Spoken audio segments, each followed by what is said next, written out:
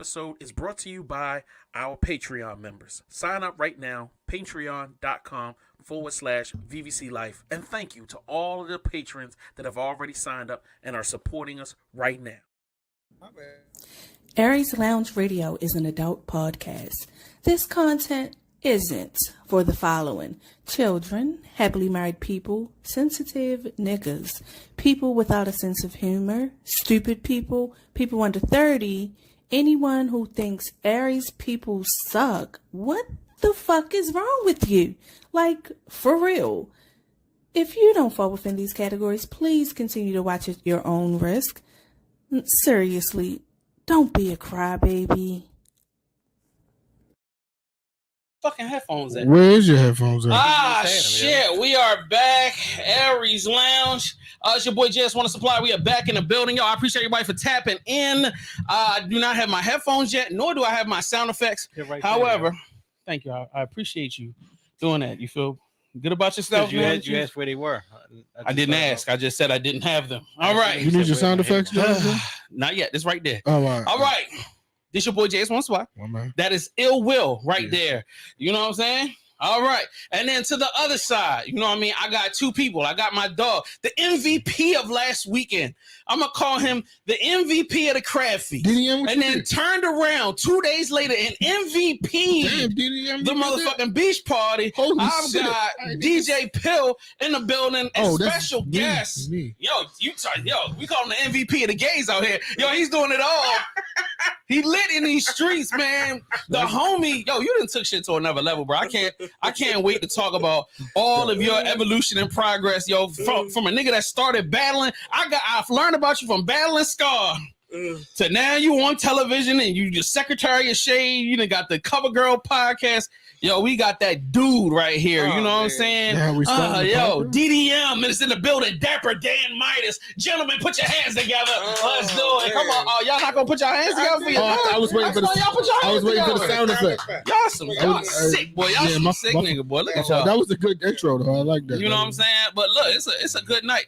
I ain't even put that on the stream. Let me put that on the stream. Yeah. So yo, we got guys in the building. Turn us up. There you go.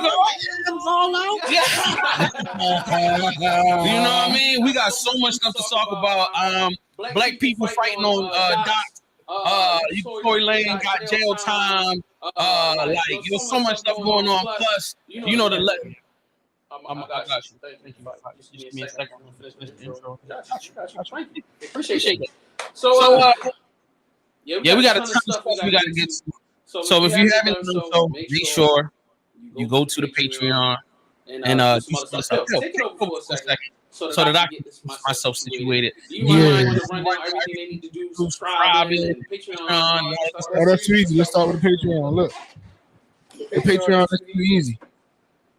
For the lowest $3, you can sign up for the Patreon right now. Right now. You get a $3, you got the $5. Of course, the more you pay, the more you get. You can get packages, you can get merch, you can get all that stuff. And then speaking of the merch, you want to grab the merch. That's what it's called. It's the merch. You want to get the merch? We got t-shirts, we got cups, we got shower curtains, we got shorts, we got thongs, we got everything you can think of, we got it. And you want it because you need it. It's Aries Lounge Radio. Come on now. Man, you can't go wrong with that. What else I got? What else I'm supposed to say?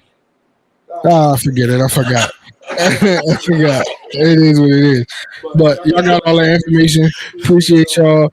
Hey, Will, how you feeling today? I'm still alive. You still alive? I can't hear you.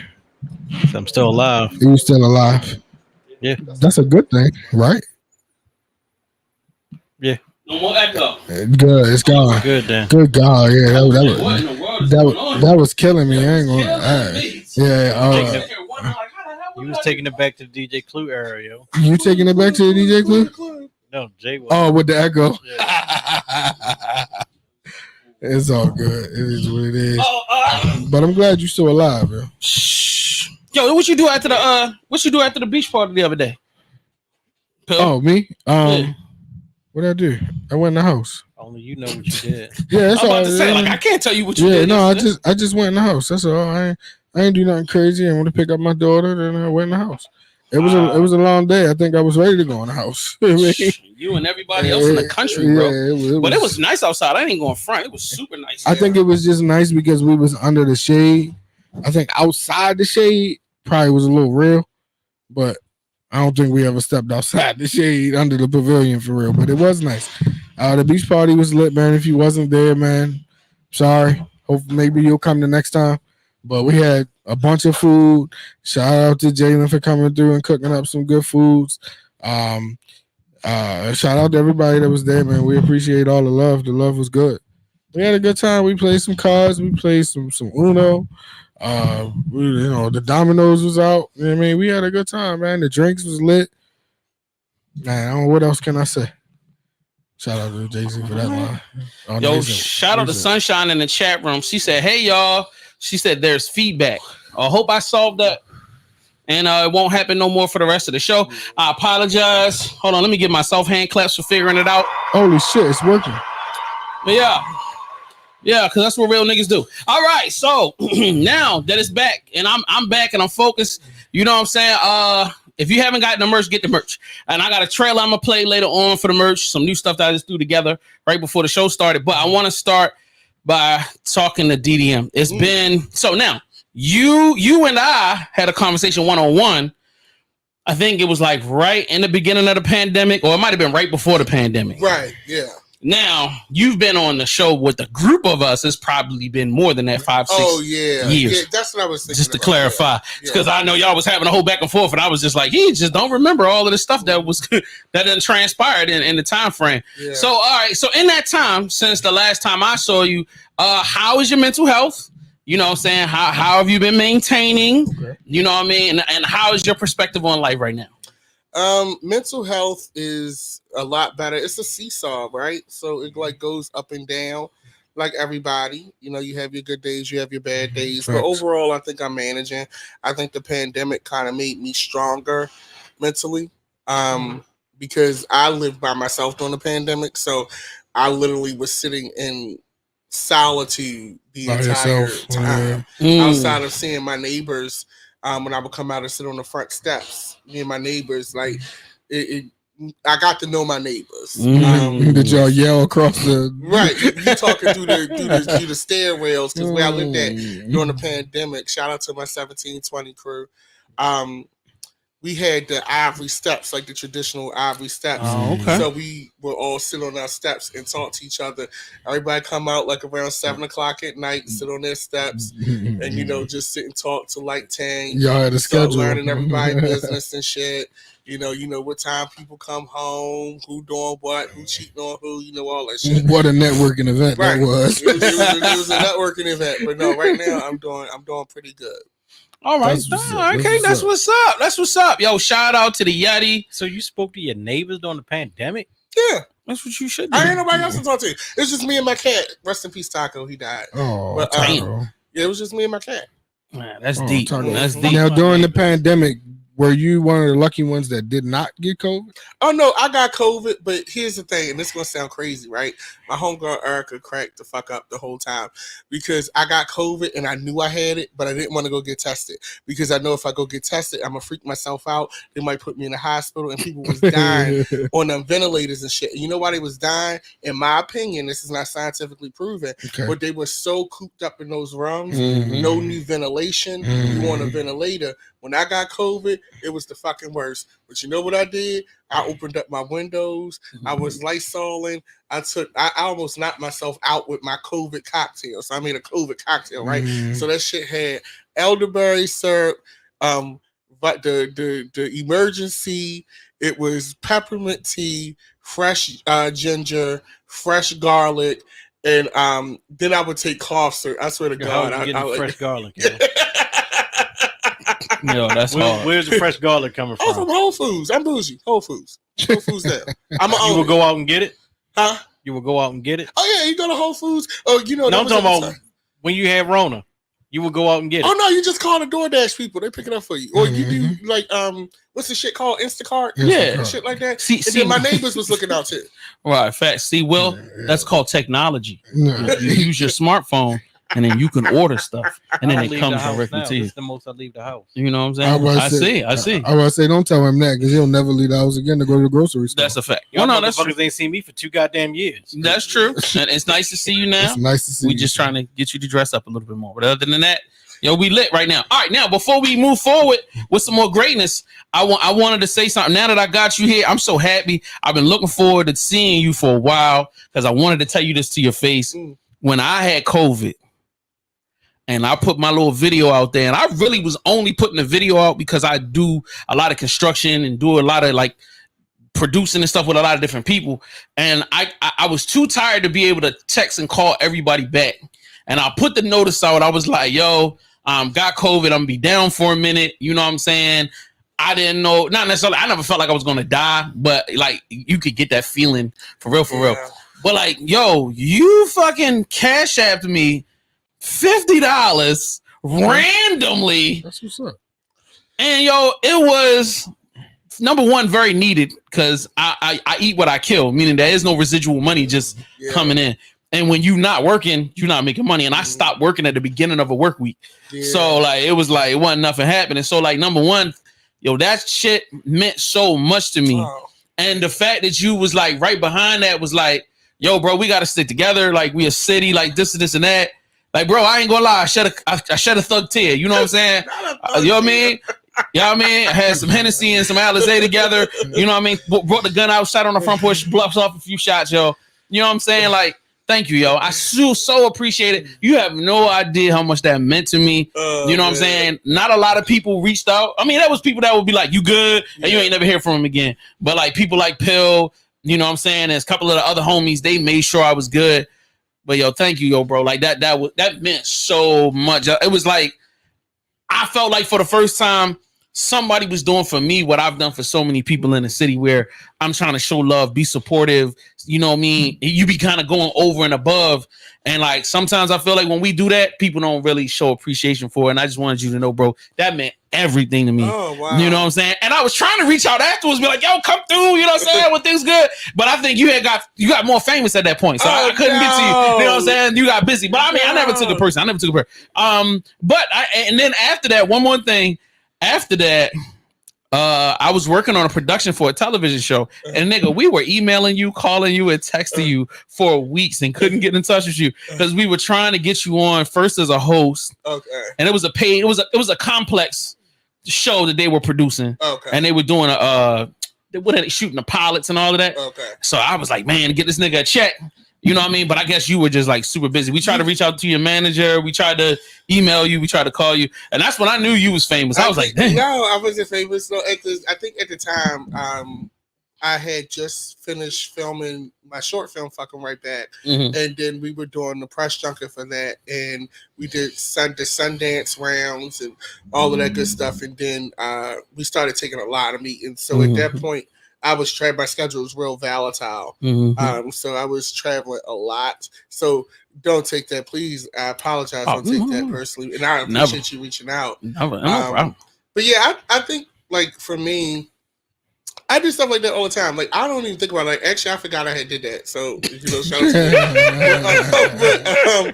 But like for me, like even with like artists in the city and stuff like that, sometimes I'll go on Eventbrite and just buy a ticket, even though I know I ain't going because I'm a hermit. I'm gonna stay in the house, but I'll go and buy a ticket just so you have the gate. Right. You know, I may not be there, but I've done that plenty of times. But that's because I know how hard it is, and not everybody was not always kind to me. Mm-hmm. So I just like to. If you're a decent person, you're kind. I'll do what I can if it's within my means. You know, I'll make it work. No, most definitely. Yeah. And for people at home, I'll put this on me. Don't be fucking hitting this nigga up for shit now. Just because I said this some shit. I was thanking him for something he did without requesting it. Yo, please don't take this as the time. Yo, let's hit this nigga up now. Yo, he lit. Like, chill, bro. Chill. Yeah, you know what I'm saying? What'd you say, Bill? Said you know how niggas is. Yo, I know exactly how they are. I know exactly how we are. Niggas is different. Oh shit, he got extra money. Yeah, right. You got bread now. Holy shit, yo.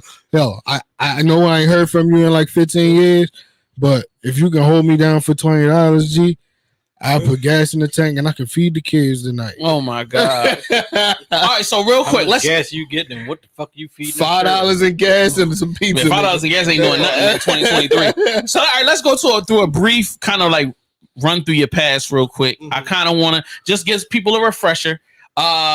When did you start MCing? You know what I mean? And what was the catalyst for you to like, all right, really start stepping out and making it public? I started rapping in high school like everybody. I mean, my story as far as the journey to rap is really not that different from a lot of people. Yes, there are nuances, but I started rapping in high school. I started doing like the Jeter shows. You have to be up at certain times. Shout out to him. I've been trying to get him on for an interview forever. The Jeter shows, and you know, you go to the Latin Palace and do the one mic events and the ciphers and all that stuff. I've been rapping since Paula Campbell first album. Let me put it to you like that. Oh, let's go. Shout out to Paula Campbell. And started out in battles. I always tell people I did battles not because it was something that I just wanted to do. It was an easy way to get attention. It's an easy way to get traction. It's an easy way, especially in this city at that time, to gain a name. It's not for everybody. You have to be a certain kind of person to do that. It's a lot of pressure. And it takes a certain type of energy and gusto. You got to be a killer to do that. And I was a killer. But most definitely, that's a fact. That's how I started. And then after a while, I just wanted a little bit more because, you know, I was raised on the arts. My mom, you know, didn't have a lot of money, but she took us to museums. We watched a lot of musicals and stuff like that. So I did ballet for a few years when I was in middle school before I got hit by a car and got fat. God damn. I always tell that story, but for me, I just wanted a little bit more. So like around 2008, 2009, I started really working on making better records and becoming a better songwriter. I was okay at that time. I wasn't industry level already. I can look at that and say that now. But I'm still good at battles. So I would do a battle here and there to do it. I did what year was that? I think that was 2010. I did the battle with Red Maple with A-Class. That did a lot for me. That actually is when the Baltimore hip hop scene kind of dismissed me because of the nature of the battle. And wait a minute, hold on. What does that mean? They dismissed you because of the nature of the battle? I couldn't get shows. I couldn't get booked because at that time we have to think we still have a lot of work to do. But a lot has changed since 2010. And even people's like I was like when I said you had asked me if you could ask me certain questions, I'm like back in the day they never asked you that. You just had to be ready to go in and be. It could be anything, you know. But a lot has changed, so a lot of people did not like me being honest. Even though the funny thing with people is they'll tease you and berate you about something that you're trying to hide, and then when you stop trying to hide it, then they get mad and say, we didn't ask you all that, keep it to yourself. I don't understand how you're going to keep calling somebody girl and miss, and then when they decide to become girl and miss, you get mad and say that we taking away your rights. Okay, yeah, that is different. That is so. This actually brings me right into my next question. So, what you're saying, without being overt about it, is that because of your orientation, it kind of blocks you from a lot of opportunities. And they actually did me a favor. They did me a favor, and here's why. Because I never forget it. This Jewish kid from I think Adam's from Minneapolis or Minnesota, somewhere in the Midwest, but he moved to Baltimore. He lives in Los Angeles now, has a beautiful home, nice wife. And he was in the DIY scene. For those not familiar, DIY scene is like the art students, the migrant kids, the people that live in Station North and Charles Village. They have it's a whole underground network of parties and scenes. And I had no clue about it. But Adam Schwartz, he's so idiosyncratic in that he is this tall, lanky Jewish guy. He has like raccoon like circles around his eyes, his blonde hair, and he's just like, so you want to do a show? He's like, DM, I think they would love you. You know? I was like, yeah. And so he booked me for a show at the Annex. I'll never forget, we was going up the stairs. Anybody who's ever been to the Annex, in the near the copycat building. The stairs are rickety. You feel like you about to fall to your death going up the motherfuckers. And I go in packed, like sweaty packed. And this was circa 2011, 2012. Gotcha. And I'm beautiful girls, art girls, tattooed up, art students, guys, grunge before the shit became like cool. And I'm like, oh my God, this is different. And they charge like the little $5, $10 at the door. And he added me last minute to the show. I get up, do the show. They start singing the songs with me. They get the girls getting up on stage with me. Just had a ball. Do you know, out of all of the years that I battled, outside of prize money in a competition, I had never got paid for performing until that night. Wow. I'm not surprised. That was the first time. Because in the thing about the urban hip hop scene, at least at that time, you paid to perform. Yeah. Correct. It's not the other way around. Correct. Right. So you paid to perform. This was the first time I got paid to perform. And from that booking came another booking. I always did a good enough show where I always got booked off my show. So I'm known for doing a good show. I'm a very humble person, but I'm not going to be humble about that. I'm probably the best performer it's a fact. here. That's a fact. I give productions. No, and that's I'm a known fact. for that. That's a fact. So I started getting booked more, and I started getting on that scene to the point where I had forgot about the urban hip hop scene. I hadn't, to the point where to this day, I had to start making a conscious effort to learn the new rappers in that scene because they just were irrelevant to me. And I say this with no shade or disrespect, but when you're doing shows with Beach House and Dan Deacon, and I did shows with early Big Frida, okay, in warehouses, Mickey Blanco, Cakes the Killer. This was people that I was talking to every day. They helped shape my show. They helped shape performance. And so years go by, I started doing Bond Street District with Paul, who's a brother to me to this day. He just started his own production and video company, Clover, with a few friends, and it's good. They doing big shit. Gotcha. We'll be working together for my next project. And so it just changed my perspective.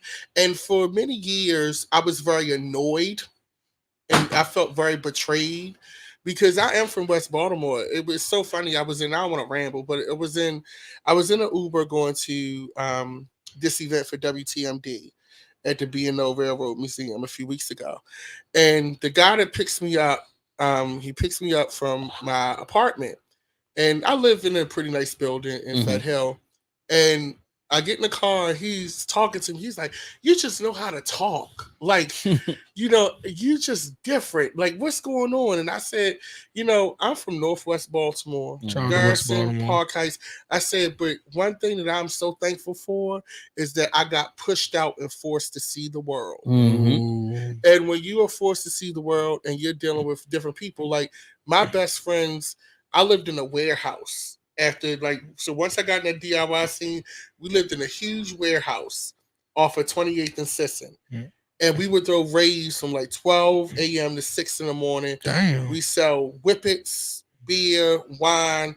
There was a big time dealer, Coke dealer, used to sell to all the art students back in the day. He used to come and he'd pay us a little bit off the top and he'd set up a room in the back and you just see the most gorgeous girls with cocaine and plates.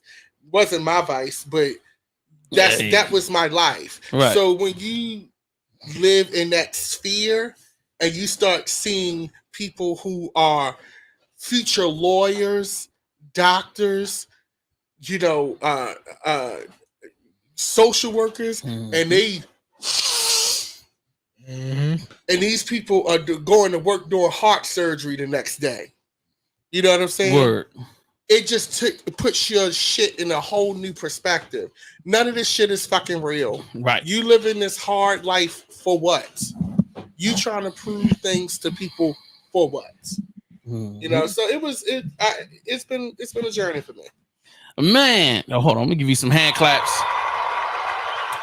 You really broke that shit the fuck down. Like, all right, so that was my quiz. Pill, you had a question? Go so ahead. Let me ask you, are any of your battle raps on like YouTube or anything that somebody people can go back and watch? Oh yeah, some of the old ones. You know, a lot of that stuff. Unfortunately, there's a whole era of Baltimore hip hop from the mid 2000s to the early 2010s that is just not documented well because you got to think. YouTube had just come into play, I think, around 2006. Yeah. So all of those years, all of that experience, it just doesn't exist. Right. The camera phones weren't what they were. Right. The battle with A-Class, I think, is still on YouTube. That made all hip hop, which at the time was a big deal. So you can see the performance stuff from my latest stuff, my music videos and stuff is there. But the battle stuff is very sparse because the technology wasn't what it was at the time. Right. Let me ask you this. Oh, go ahead. When you started getting paid for your shows, and you said you've always put on spectacular shows, what was the best show you think to you was the best show you ever did? I'm still chasing 2016 November Bond Street District of Church on Vulcan. Yo, you did that shit inside. We built the electronic church altar. Yeah, inside of the auto bar. Weren't we there? No, you didn't go, but I was like, I wanted to go so bad, bro. He had a choir. Yo, he had the pulpit. The nigga had the robe. He had everything. He was really doing shows since then. Yeah, but we had for that show we had brought in. We had made friends with the lighting guy, the lighting technician at the Howard Theater in DC. So he had cut us a real good deal. And he was like, I just love you guys. You got any shows coming up? And we told him, yeah, we got this big production for the album release. He said, bet, I do it. He came and lit the auto bar. I'm not going to say his name because I don't want to mess up his money. But he came and lit the auto bar for us for $300. And when I say he lit it, we had Verizon Center level lighting in the auto bar. I had 3 costume changes for that show, full band, including sax, background singers. We had dead segment. The entrance, I had Ashley and Shayna in chrome skull mask, and they were LED lit in these white robes. I was inspired by this movie, Logan's Run, and I had the robes lined with LED lighting, and it kind of was like WrestleMania. I had on a 7th century Nordic Viking helmet and Grand Kufu, Grand Boo Boo that I got from Miss Kiki. Shoes on. And absolutely, not in the auto bar. I ain't trying to leave with a techno shot. But, oh snap! I thought you might have been on your CeeLo shit. Oh, absolutely not. And we walked through the entrance. We had the lights. Paul was already on stage behind his DJ booth, which we had customized for him. And he had on the chrome mask, and we had like this post-apocalyptic intro. That's hard. And the lights would flash across the crowd, so we get pitch black, and you would hear the sounds of like British newscasters and like all of the world conflicts, and it would get pitch black, and then you'll see a laser beam like just shoot out, and then you'll see a flash of some type of war or famine, and then you had it's this French cartoon from the 70s called La Planète Sauvage, and I love the music from it. I'm a big Stereolab fan as well, and I had it's this song that's like sounds like mermaids, and I had that playing, and Paul cued it, and then it was a blue flush of light that we had come over the crowd, and me and the girls would walk through. I had them patter through like geishas, and I walked behind them, and we made our way to the stage. That show, sound like a I am still chasing that show. That was a phenomenal, crazy show. Like just the pictures alone, and some of the video clips I kept seeing from people's phones. That was the thing, because it was something I wanted to go to, but I missed it. And afterwards, I said to myself, I will never miss another show again, bro. I will never miss another show. So when you did the next album release, I think it was the girls with the gown. Wait a minute, Beautiful Gowns. I was like, bought my fucking ticket early. got there, that shit was lit because you had the Barbie shit on the screen, and it was like, yo, once again, you had it packed out. Yeah. You know what I'm saying? Like you said, beautiful women, you know what I'm saying? People of all shades and sizes and everything. And then, like, you came out again, yo, your people's killed it, man. It was such a great freaking show. Like, bruh, like, and when I talk to other artists about what they need to be doing, I'm like, you need to be doing what DDM doing. Like, y'all need, this is like, you're the standard, in my opinion. Everybody, you're the standard, bro. I think for me, every show has a theme. I love a theme. I am a theater kid. So, like, for Church on Vulcan, it was a post-apocalyptic neon church. For Beautiful Gowns, it's a gown, so we made it a laundromat. For this show that we're doing next week for New Next Film Festival, it's a night at the movies. So everything, like, I got a whole entrance trailer, and I believe in costume changes. All that stuff is stimulating, and every show doesn't require a band. I think the music dictates that. Facts. So I'm doing like 2 new songs for my new project, but this show, it's kind of like, because I haven't put anything out since 2020, this show is kind of like a retrospective. Gotcha. So this show, you will get stuff from a little bit of everything, the Bond Street District era. You'll get stuff from the Omar era. You'll get stuff from Beautiful Gowns. You'll get stuff from 2010. Some of those records. And I would like to say, I don't feel like you had a chance to really do that. Omar, like the Ballad of Omar show. Oh, the pandemic killed it. I know, but like, we gotta bring it back. But like, you are, see, here's the thing. The beautiful thing about this show is because this show, and this shameless plug, August 18th at Metro Gallery, tickets on sale, New Next filmfest.com, or my Instagram at DapperDanMidas, link in bio. But facts. Got my tickets, got 2 of them. But for this show, because it's for a film festival, which shout out to Sam Sess and everybody over at WTMD. He booked me and TT for the show. That's hard. And we have a nice moment between me and her in this show. But I wanted, since it's a film festival, I wanted to do a night at the movies. So Lulu Vision, the concept behind the show is called Lulu Vision. Lulu Vision was the the virtual show that I did for Omar, but I never got to bring it to life. This time I get to bring it to life. So what we did when I was mapping out the show from the creative direction, I went and took certain pieces of Lulu Vision and made them bigger. So with this one, we got my 2 dancers, Jalen and Jack, who are the best. One lives in Los Angeles, one lives in Philly. They'll be in town. They go to dance school. They're babies. Like, they just graduated high school they definitely babies. In May, June. And they've been with me for about a year and some change now. And they cost me a coin. But they do a phenomenal job. And so this show, we have about 5 dance numbers for this show. God damn.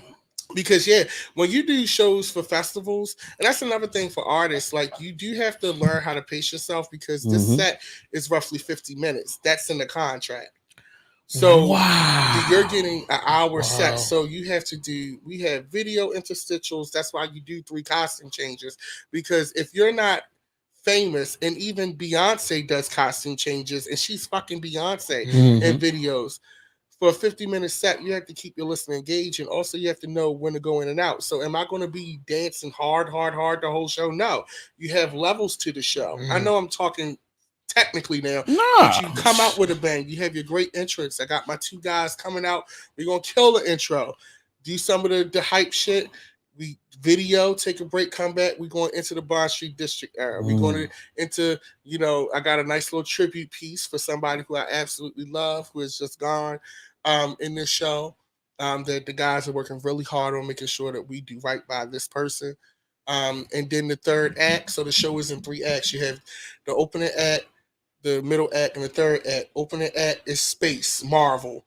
2nd act is the future, dystopian, Stranger Things, shit like that. 3rd act, post-apocalyptic world events, catastrophe. So it's all based, each act is based off of a film. But in those segments, you're going to get a feel for who I was in each one of those eras. So let me ask you, just in case we missed it, how much are those tickets on sale? It's only $15. I don't hit you in the head. I see. I'll hit you in the head. $15. Yeah. Yo, shut your bitch ass up. I'm like, when the last time you been to a concert, nigga? Yo, I went to a Teacher Moses concert and it cost me $65 a ticket. Like, you know what I mean? That's about right. She deserved that. Right, that's what I'm saying. No, it was a phenomenal show. But here's the thing. And also to shout out to New Next Film Festival. They were very gracious with the budget for this show and everything. I can't thank them enough. They were totally respectful to my time and what I do. And here's the thing. Because sometimes you have to educate the listener. I think music has been so devalued over the last decade that people just don't value it in any capacity. But it takes time. I'm doing 3 costume changes. I'm a big bitch. My second look alone, the fabric was $250 just for the fabric. Ooh, that's not including the time for Devin to make the shit. That's not including the shoe. That's not including the accessories. Damn. I got to give people 3 looks because guess what? Even though he was kidding, it's people out there that say $15. This better be good. Wow. No, but that's real. Because I'm not famous, like huge, I have to work harder. I've done shows with famous acts. I've opened for famous acts who I will not name, who have showed up 10 minutes before they're set to go on, do not have a DJ, and they're rapping over their tracks. And guess what? The audience didn't give a fuck because they famous. Whereas me, you put on a production. I better have the look. I better make sure my sound is together. I better make sure everything is on. When you get to us, and that's why I love certain artists when they get huge because they still care. Because when you get to a certain level, the public will accept anything from you. And I say that because I've seen it. They will, these queens, these girls will fall out. As long as you look good, your sound can be garbage. You cannot have dancers. You can literally walk back and forth across the stage. And they will sing your record for you. I've seen that. But if you somebody like me, I got to have 2 dancers, 5 dance numbers, 3 interstitial videos, 3 costume changes, smoke machine, strobe light, lighting director, somebody to curate the music. I gotta have all of that, and that costs money. 100%. And then some of that stuff, because I am plus size, you gotta customize it. So I can't just go on Amazon and buy some holographic shit and that's it. Now for my dancers, I can put them in bodysuits because they this big and you know they good to go. Them little boys is small. Like they really are small, Asian size small. Jesus, damn, where you find these niggas at? Okay, they real dancers. Damn. See, that's another thing too. I think we be so concerned. This is not the real business. Right. This is a training ground. Baltimore is a great place to train. This is where you find out if you really want to do it. This is where you get your chops up because everybody's not ready to just get thrown into the water. Some people need ass and seat time, and I was one of them. But when you go into the Los Angeles market, the New York market, the Atlanta market, some of them be bullshit, but the ones that's on, they on. The dancers is not sporting the gut. I don't give a fuck how much body positivity shit you try to sell. They put the only difference is now the stuff that they used to say to your face. They say, "Thank you so much. You're an inspiration. We'll be in touch," and they're never calling you.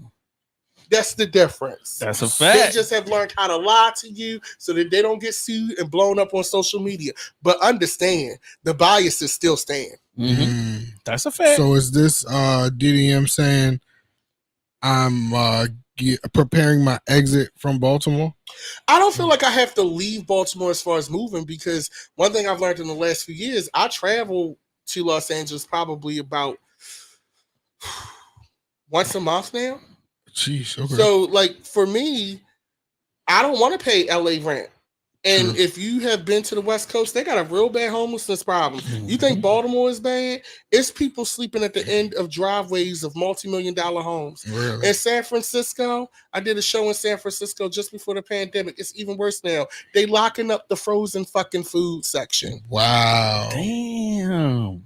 Wow. That's different. So Hey, be clear. These people that's living out in Los Angeles, some of them doing good, some of them doing okay, but they doing okay. Mm-hmm. That's just it. Okay? They're doing okay. As long as my black ass can keep playing this Baltimore rent and just hop on a flight, do my voiceover work and come the fuck back home, I will gladly do it. Because I'm seeing LA once a month anyway. I'm seeing San Diego once every other month anyway. I go to Atlanta, I go to Houston, and all these different places. So for me, yes, when you're living there, you are in the mix. I'm not going to negate that. Right. Yep. You're in the mix. Right. But for what I'm doing for my career right now, it's not necessary for me yet because I can do it through, I've done meetings with TV production companies via Skype. Even when they do, as an actor, when you do what's called, you'll do like a virtual, like they just want to see, they want to meet you. They want to get a feel for you. So a lot of times they'll just have you send you a Zoom link and say, hey, we just want to talk to you for a little bit. A lot of auditions got done for like these Marvel movies and shit. The early auditions got done through Zoom. Mm-hmm. You know, yes, there is a certain benefit to being there, but for me personally, even when you look at this actor strike right now, y'all gagging right now seeing that these people not making no money. Y'all watching P-Valley thinking it is cute. Yeah, they got a little, a nice lump sum at the beginning, but you can't live off of that. People think $10,000 an episode is a lot of money. It's not. After you factor in travel, it's only 10 episodes. That's $100,000. After the tax man come for you, you drop down to $65.70. $65.70 is what people who work at the Department of Public Works makes.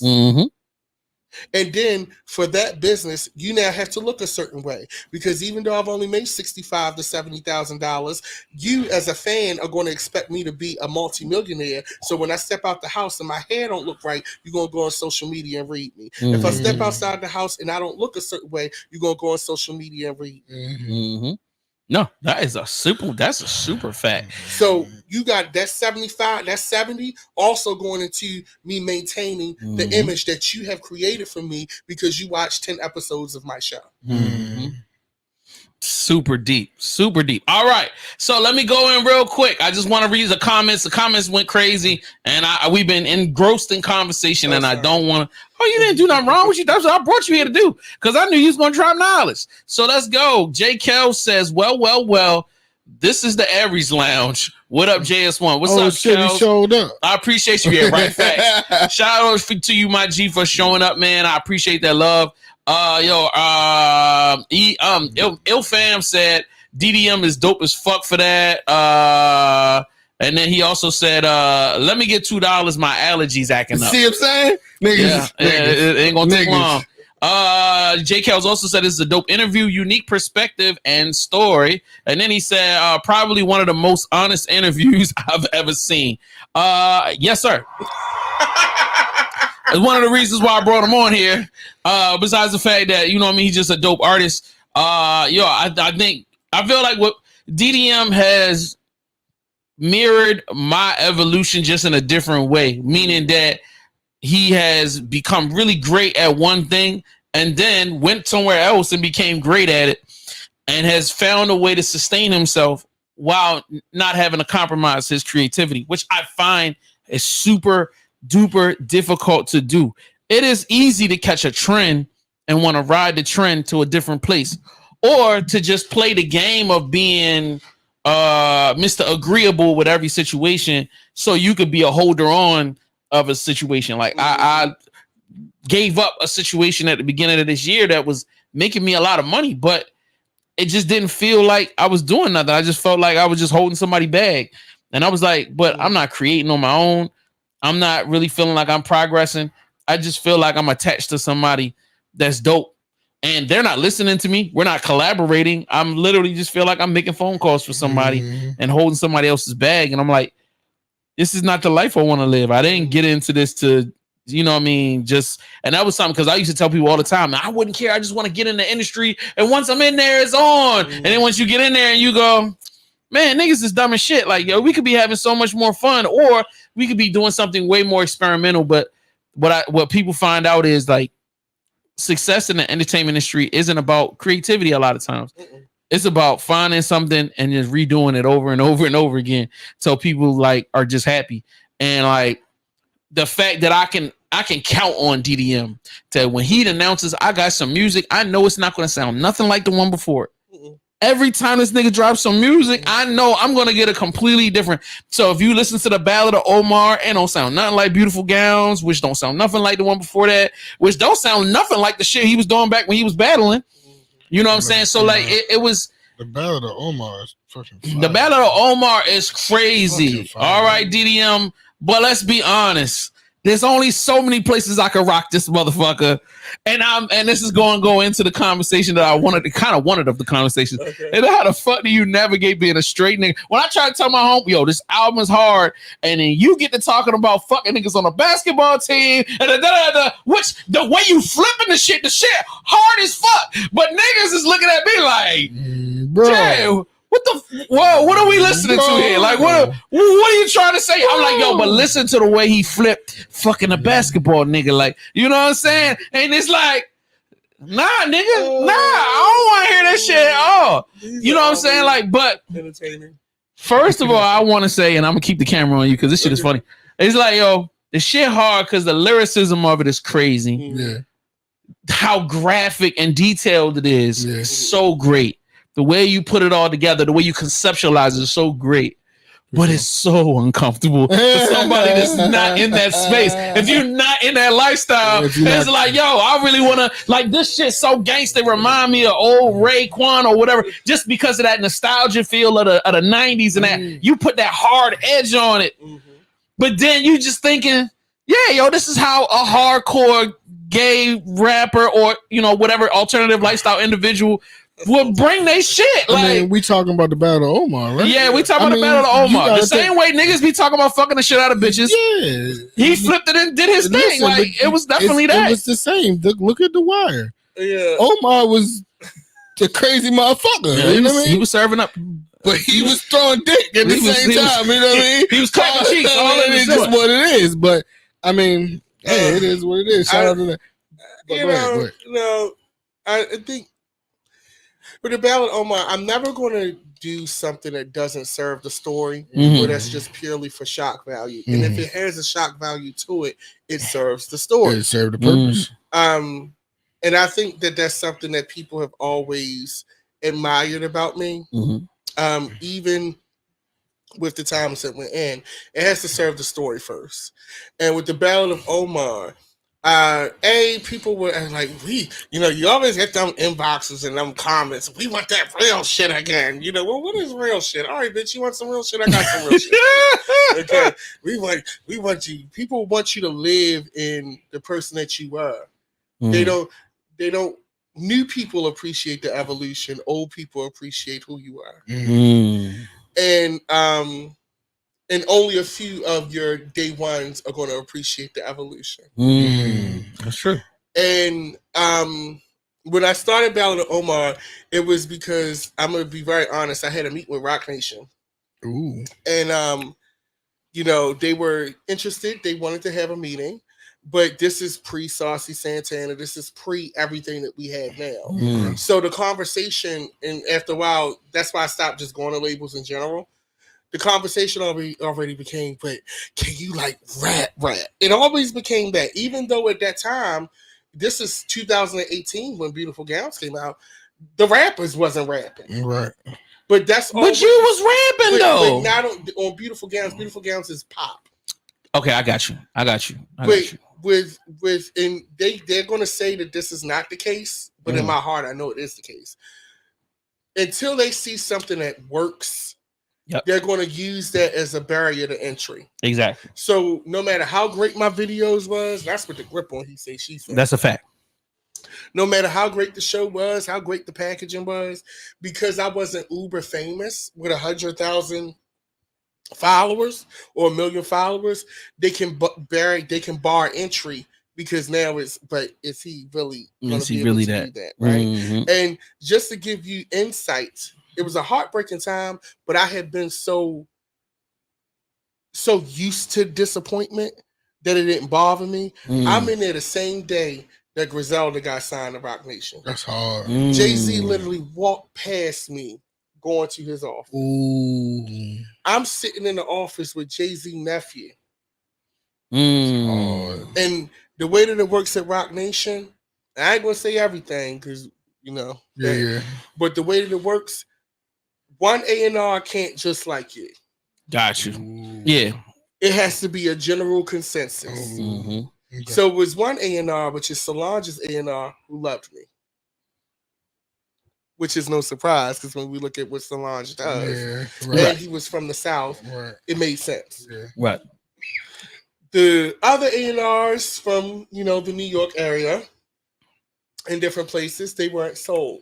They weren't even really listening. But given the fact that New York is supposed to be so, New York is, but New York hip hop is not. Okay, got you. And so we left out, and that's crazy. I knew it was so funny. The person that was managing me at the time, which I will always thank them for getting me to meet him. I knew that nothing was going to come from that because we sat in there for like 2-3 hours.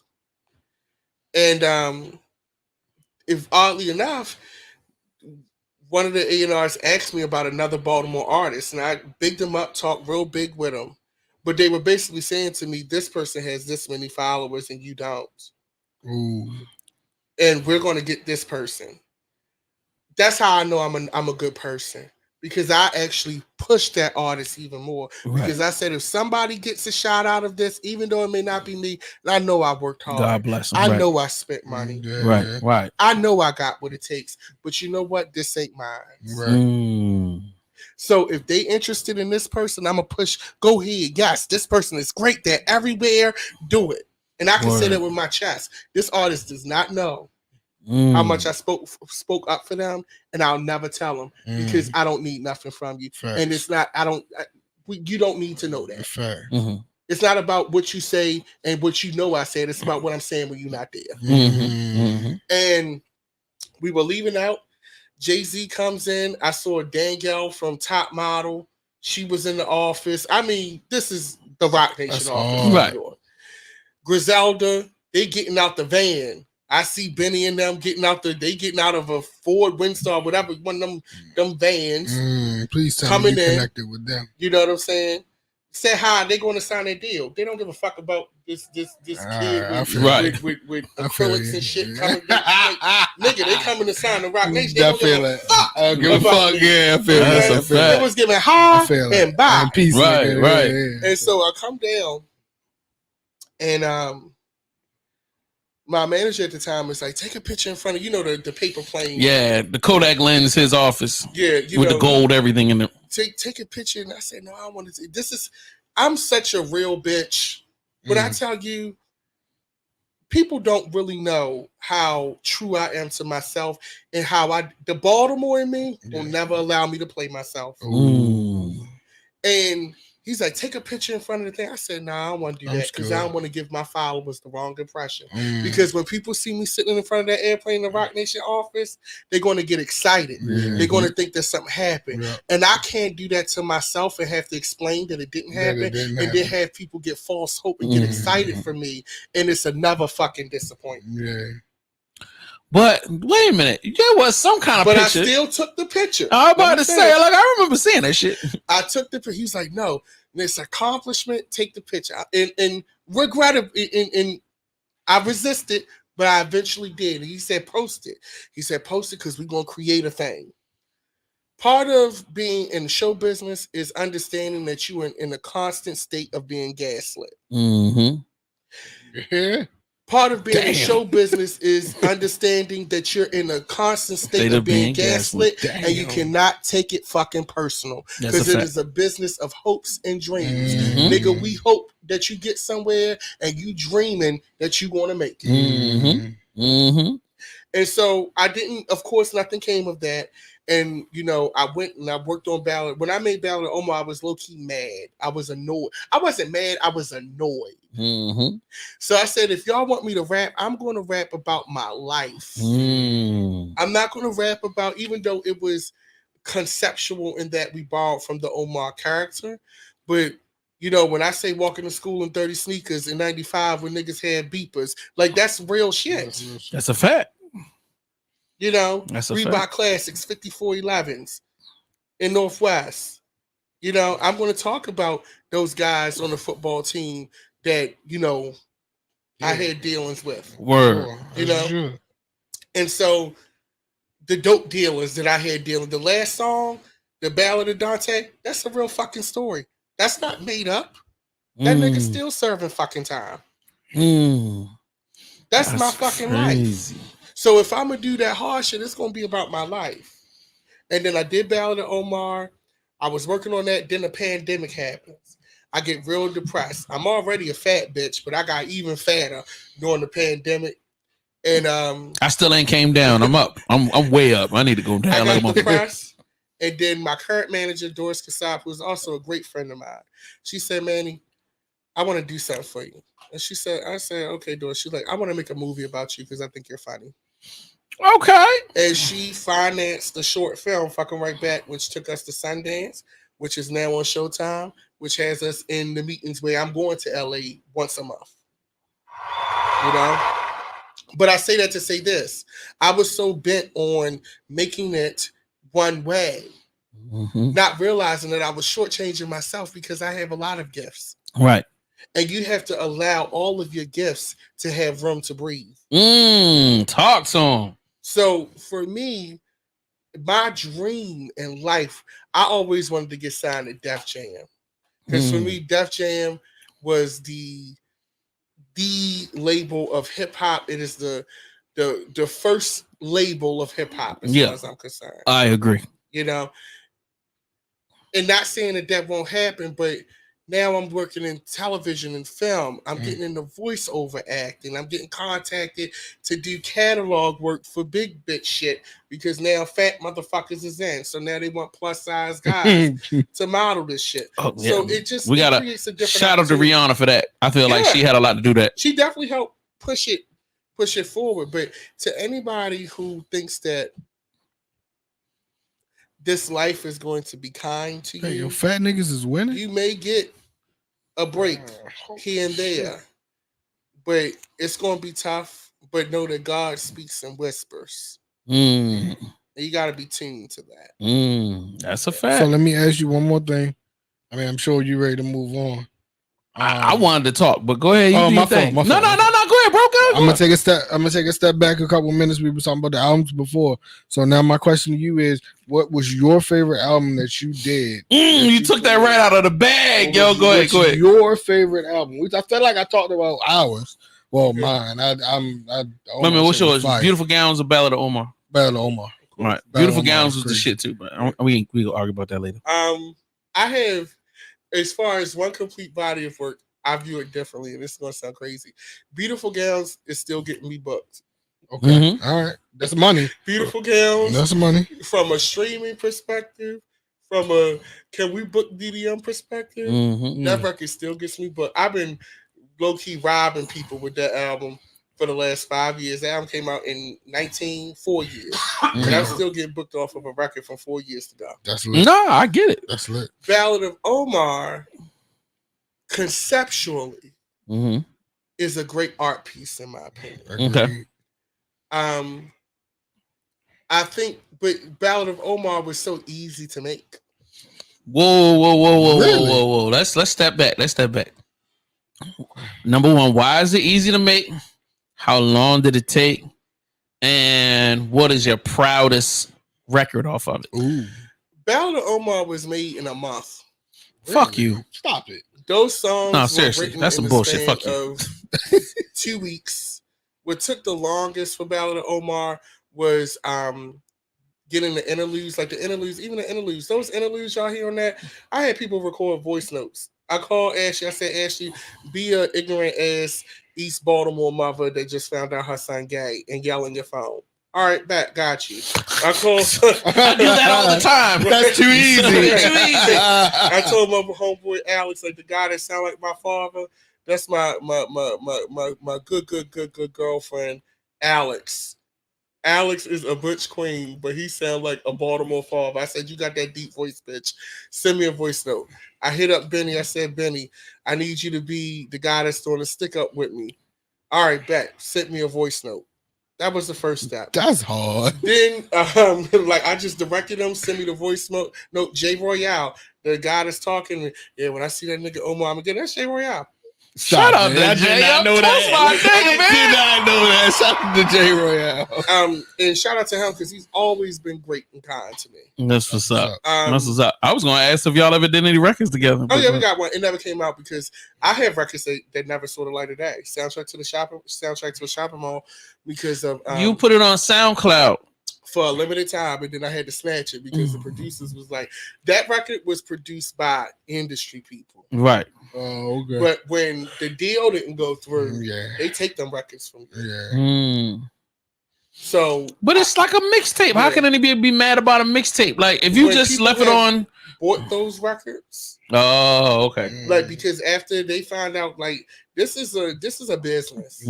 For sure. And when they found out that no matter how much they like this song, unless y'all got a really really deep relationship, they don't give a fuck. They're selling that how shit. great this song is. Now, the one benefit to it is if the song you laid is good and the artist who buys it or the A&R who hears it say, this will work well for this artist, then you get the bag off of that. I make money now off of doing voiceover work for samples. So some like TT and Mighty Mark put me onto that. They have made a whole lane for TT as a sound pack where she just said, what? Yeah. Throw it up. That they get sampled all the time. That Chloe record, that's TT the artist. Shout out to her for that. You know what I'm saying? TT. Like so, and that's what I'm talking about. Each one teach one and lift each other up. The sync game. I learned so much from TT from that. You know what I'm saying? That's who got me into looking into syncs, and you know, even if something comes across like that, she say, DDM, I think this might work for you. I can't make no promises, but just send me what you got. Send me what you know got. What I'm saying? That's hard. And so when I look at Battle of Omar, it took me a month to make it. The mixing process probably took about 2 weeks. That was just easy because it was rap. At this point in my life, rapping is not a challenge. Facts. Talk that shit. Okay. Now it's how do I push myself as an artist? Like this new record, Apocalypse Era, it's grunge, alternative, new wave, and industrial. That's hard. That's a lot. That's a lot in one record. Are you singing on this motherfucker or are you rapping? It's a combination. I've played it for a few people and they love it. It's a concept album. Who are the people? Are they black people or are they white people? A combination of both. I'm about to say because white people are way more familiar with grunge and all of that than. Here's the thing. Well, it depends on the population of black people you saying around. The way that I think that we underestimate the diversity of black audiences. I will agree with that. There's way more diversity within we may know something and may not know what it is, and we'll be listening to it. So we may not know it's grunge, but then you'd be like, oh, I love that shit. It has those elements like Travis Scott's record. There's a lot of that. Definitely. And definitely. When I was making this record, I pulled from my influences for this new record was the book in 1984. I took a look at what was going on in the world. And also, too, this record is a referendum on how my generation is dealing with life and aging. I think so many people make records chasing a 19-year-old. That's not a life. No. I want to know what it feels like. How was your life? How are you dealing with seeing your friends get married? How are you dealing with the prospect that you may not be a success in the way that you imagine? How does it feel to be in a relationship at this point in your life? Is it just boring? Are you going through the motions? All of those things. How does it feel to have to walk your child to school in a mask? How does it feel dealing with the climate crisis? How does it feel dealing with the government? This record, Apocalypse Era, is the kids that were born in the 80s and 90s during the MTV generation that were promised a certain kind of life, dealing with the fact that that life will never come to fruition. That's hard. Hold up, bro. You getting deep on that ass, boy. So that's what I'm looking at when I made this record. So once again, I look to what serves the story. Right. When we think about the apocalypse, the apocalypse is automatically sonically associated with 80s, synths, industrial sounds, foreign sounds, British voices. That's what it's looking at. I'm on this new record. I'm addressing school shootings. I'm addressing the climate crisis. I'm addressing what it feels like to have been single for the last 15 years. What it feels like to be tired of my job, but I have to go because what else do I have? What else? I'm addressing how it feels to, I have one song called Hopeless Romantic, folks, that talks about I went like 10 years ago, I started going to a lot of weddings. And now those same people are having problems. or divorce. How does that feel to them? This is not made. And I think this funny thing is, sonically, I think it will appeal to a 19 and 20-year-old. But it was not my intention. This record was made to be a soundtrack to how we're living, how we're struggling. Because, and I said this on my own podcast with Ashley and CoverGirl, I think that a lot of the artists are selfish. They are not ministering. They are not capturing what the audience feels. They're using the audience to be their therapist. Right. Boy, when you said that shit and I listened to it, I don't know if you saw it. I tweeted that shit on Twitter. Nigga, that shit fucking hit home so hard. I say, you broke that shit down so perfectly. These young kids will get out there and pour their heart out on some shit that I didn't want to give a fuck about. And now I got to sit here and coddle you because you going through some shit. When I'm listening to music, the generation that we came through, we listen to music for inspiration. I'm listening to music to amp me up to go into the football game. Make me fall in love.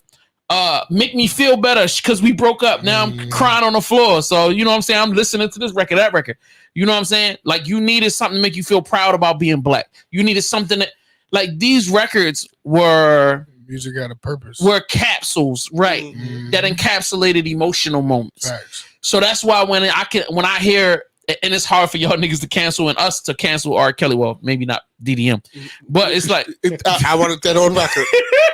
DDM said lock that nigga forever. But but when you talk about certain people, when you listen to their records, they take you back. You almost get transported back to a certain time period. Like on Sunday, we sitting there at the beach and I'm listening to all this 90s music, and he's like, "Why you keep listening to that old shit?" I'm like, because this still encapsulates the best part of my emotional space. So I remember when Diddy was first that lit nigga, and I'm looking at him like he's a fucking superstar. Like, I'm looking at him like he's a Marvel character, bro. You're talking about it was never any time period in human existence where you saw a black man do that to create multiple stars back to back like it's nothing. Hey, yo, take an R&B group. Take an R&B nigga. Take a rap nigga. Take two of these niggas at the same time. There you go. Oh, yeah, I'm a rapper now. And I'm going to do this. I'm going to sell 10 million. Oh, wait a minute. My biggest star dies.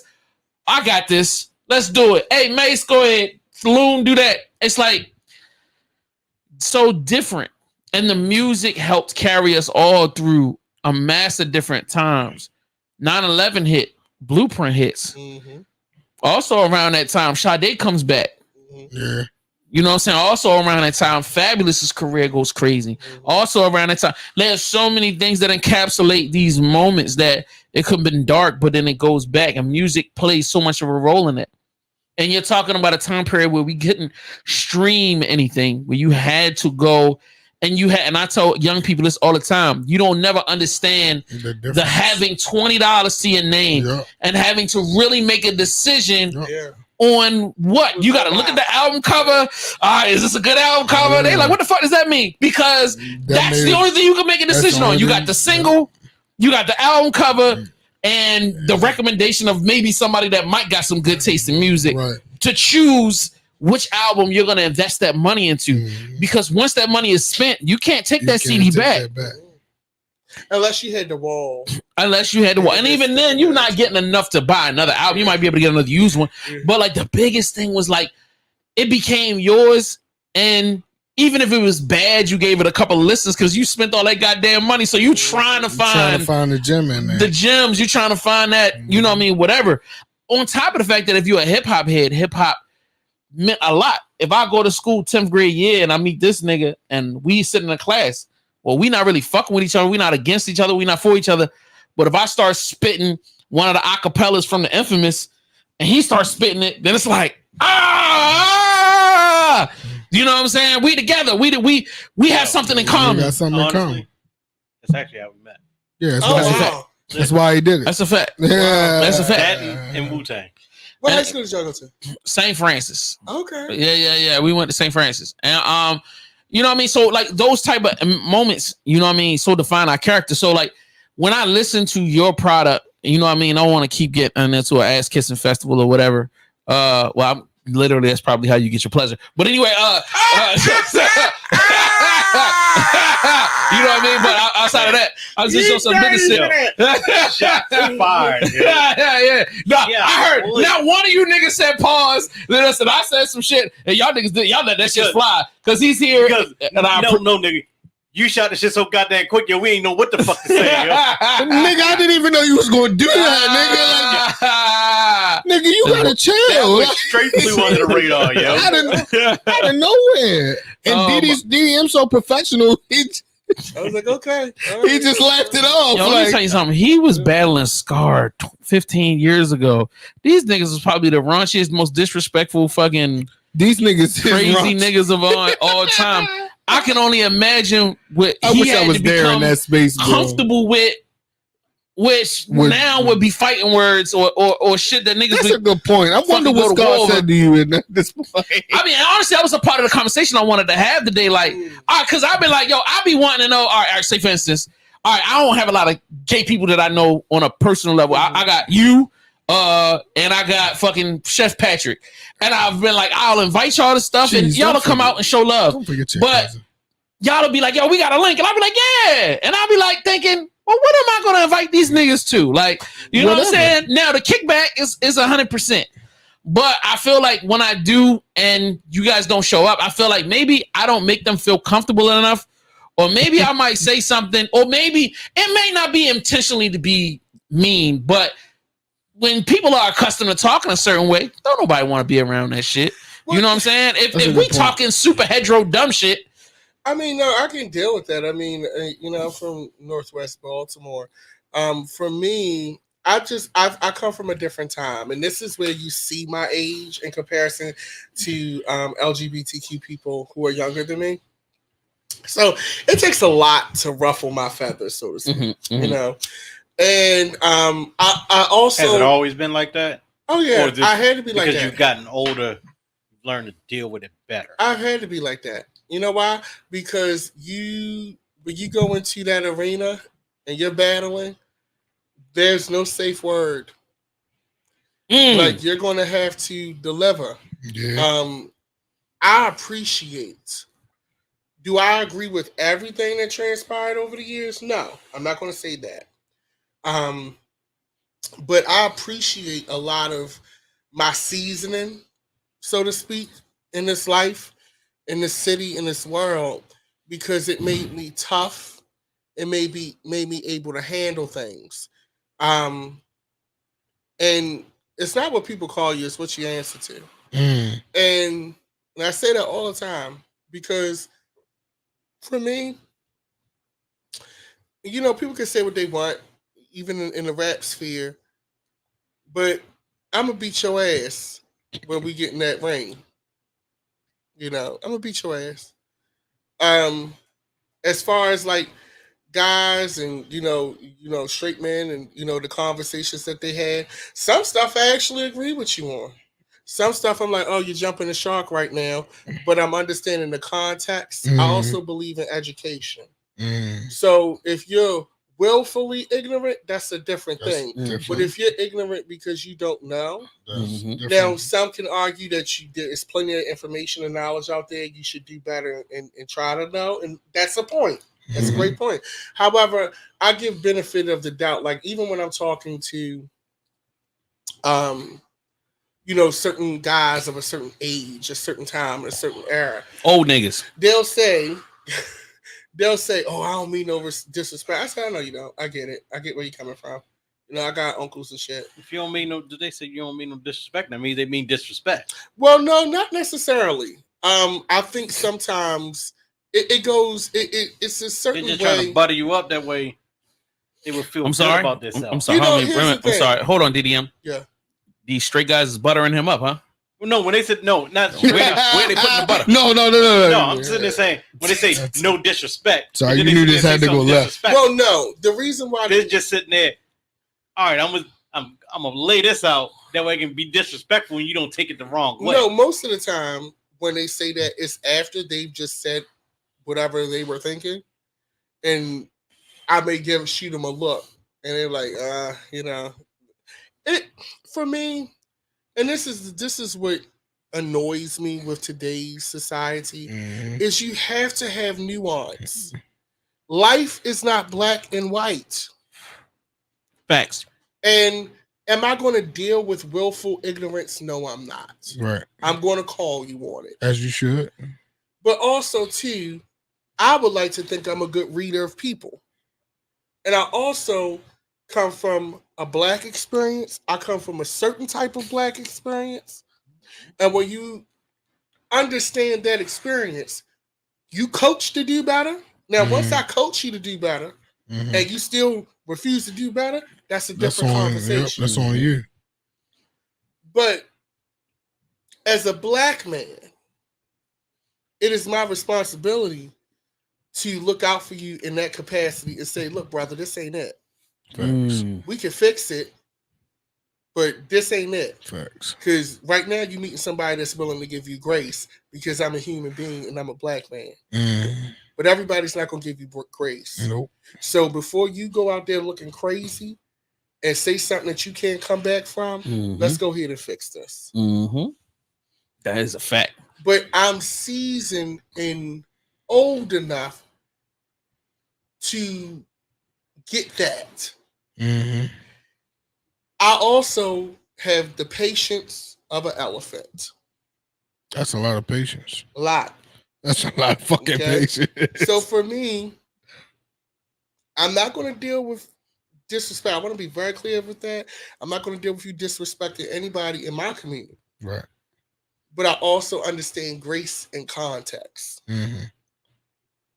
Okay. I think for me, first of all, I have to recognize that because I'm a certain size, a lot of things that some smaller, not as imposing, LGBTQ people face a lot worse than what I will ever face. Knock on wood, I've never been gay bashed, but I'm also a licensed gun holder. Oh, all right. Hold on.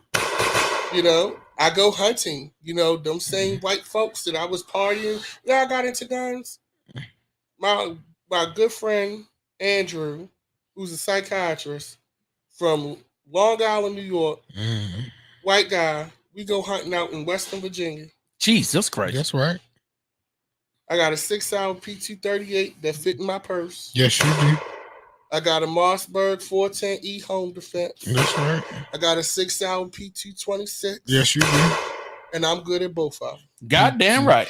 Sounds like P226. For me, don't let the full set fool you. Right. Who's your daddy? Okay. Who is your daddy? Part. Like I think the reason why people sometimes have a hard time figuring me out is because I'm a human being. I'm not just one thing, right? Right. And I don't think that human beings are one thing. I get my nails done. These are my real nails. They're not extensions. These are mine. But I also like to go hunting. I also like to play football. How the fuck you go hunting with them long ass nails? It's easy. When I go to the range, it was so funny. I went to Continental out in Timonium, Continental gun range. Flexing. And, Continental. I was at Continental, you can pick different. You can bring your own guns or you can pick them. So they got this Walther PPQ that I like. It holds 15 rounds. And I'm in there, right? And so, but it's like a lot of correctional officers, policemen, security guards going in, and I go and I get my targets and everything, and I get the PPQ. I wanted to shoot the Walther PPK because that's the gun that James Bond uses, but it was out for repair, so I get the PPQ. Nice handle, nice grip, nice slides and everything on it, and so I get it and I get my ammo and I'm loading it. And it's this like older white guy. He's like a retired military or something like that. And he's like, man, how are you doing that? Like, he's like, you just pop him in. And I go and I shoot my rounds and everything. He's like, I wouldn't have believed it if somebody told me. And so, like, but that's the thing. I think I just love people. I'm gonna be honest with you. I love people. I love all kinds of people. They don't always love me, and that's fine. You ain't got to. But I believe in education. Mm-hmm. I believe in giving people grace when it's needed and warranted.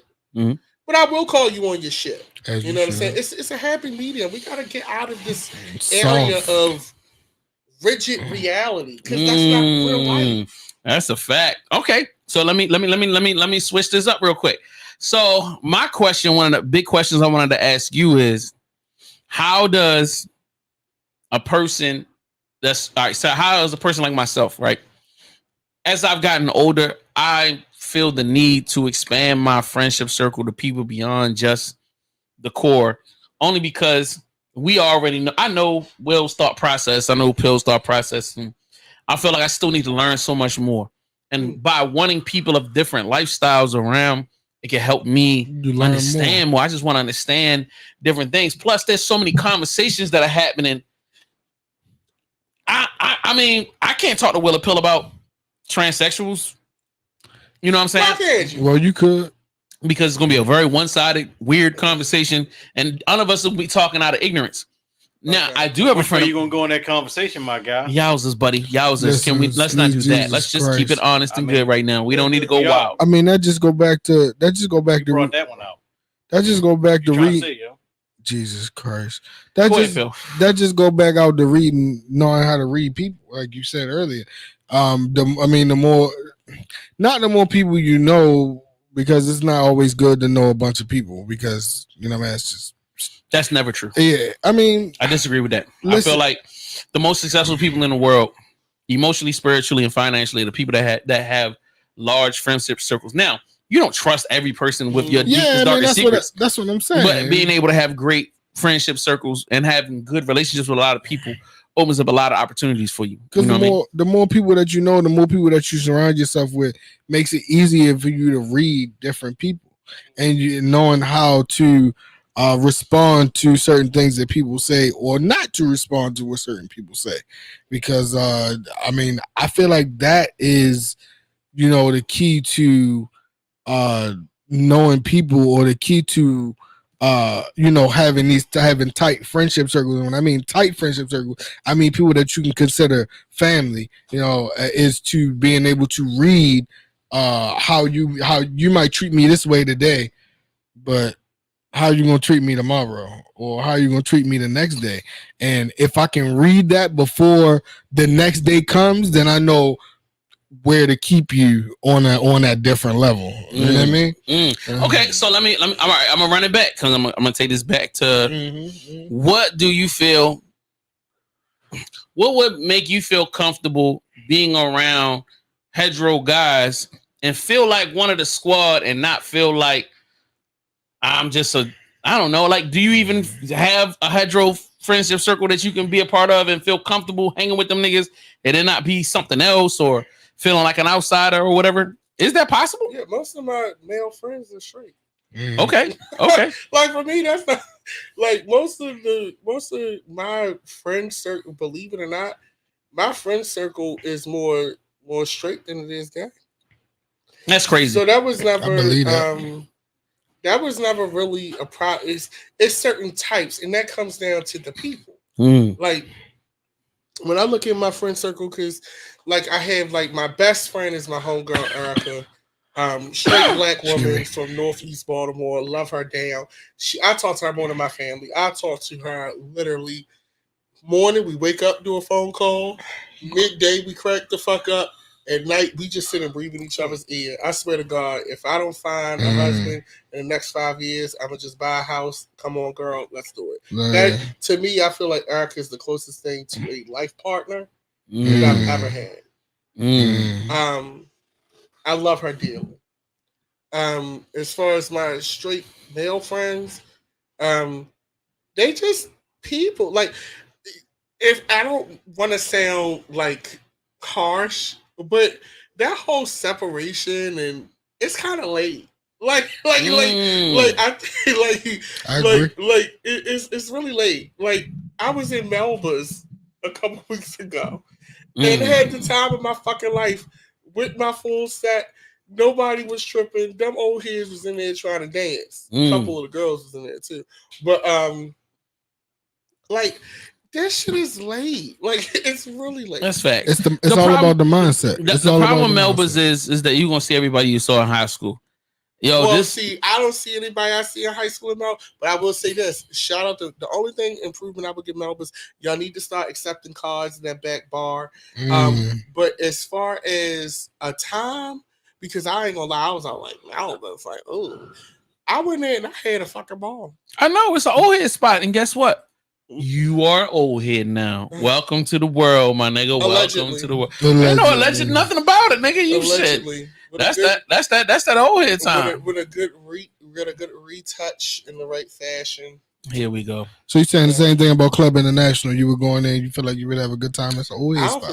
What? That's an old head spot. I don't know. Club International? That's just West goddamn Baltimore.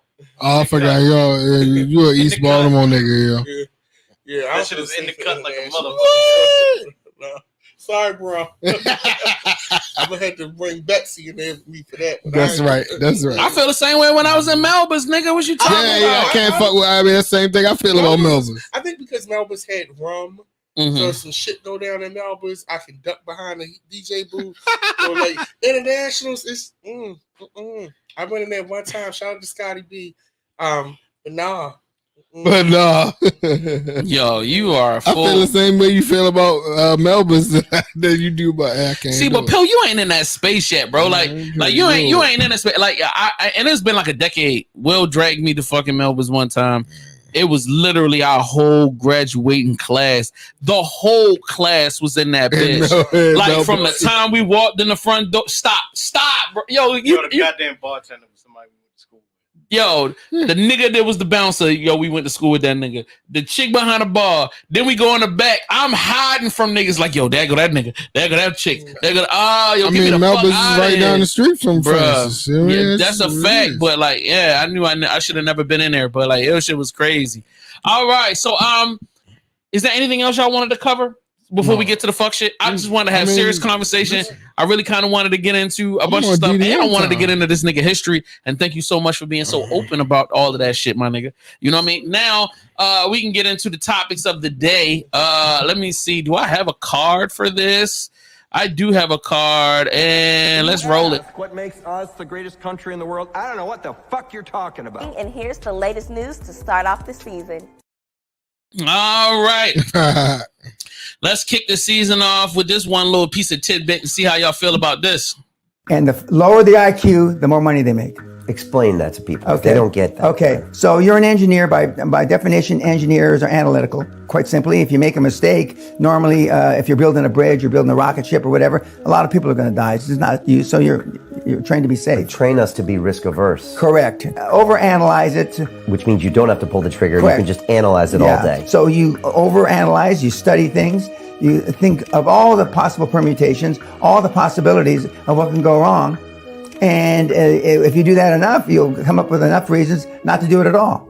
Because taking action isn't doing a spreadsheet. Taking action isn't listening to a podcast. Taking action is not reading a book, okay? Taking action is actually taking action. If you're an engineer, an accountant, a lawyer, a doctor, a scientist, you have learned to study and to take action in a certain fact pattern, okay? So I hope y'all understood with that little clip. Now I have my own interpretation of that, and I'm willing to open up. I want everybody to run around. I'm gonna throw my little piece in there. Is that, you know what I'm saying? And I've said this before. it's all, not saying always, but a lot of times the ones that are people that become the most popular are not the most creative. They're not the most, but they are the people that can latch onto a process and they will wear that motherfucker out until they cash out. Right. You know what I'm saying? They don't give a fuck about being different every time. They don't give a fuck about what people think about them. They know that I can serve this hot dog. I can make $2. Now, if I get 20 hot dogs, I can make. They're going to do simple math. They're going to make it work, and they'll ride that bitch into the stars. Mm-hmm. With people like myself who are super overly analytical going, yo, why would niggas want to just sell hot dogs? Well, we should sell subs and this and that. Mm-hmm. And you make the shit more complicated than it really needs to be. You know what I'm saying? And I really wanted to bring this to the table because, number one, I want people to just think about that. That's something to think about. But also, I wanted to see if y'all agree. Will, did you agree with it? What it was just said? Okay, what I do every day, yo. I figured out what it was. Everybody has a car. What do? I fix them. Motherfucking right. I don't need to sit there and try to build cars, make hot rods, and none of that other shit. I just fix your fucking beater. Take the money and keep it moving. I don't need to sit there and do your interior and all that other shit. I just get your clapped out shit box moving. That way you can go on about your life. Word, Pill. So to agree with what you said, but there's nothing wrong with, because you kind of made it seem like it's wrong with people like you that would say, well, fuck it, let's not just sell hot dogs, let's sell hamburgers, let's sell chicken, let's sell subs and stuff like that. There's nothing wrong with people like you because it's more money to potentially be made, and in order to. But see, the thing is with that person is the one that's selling the hot dogs. He knows what works, and you got somebody like, yeah, sell chicken, sell this, sell that.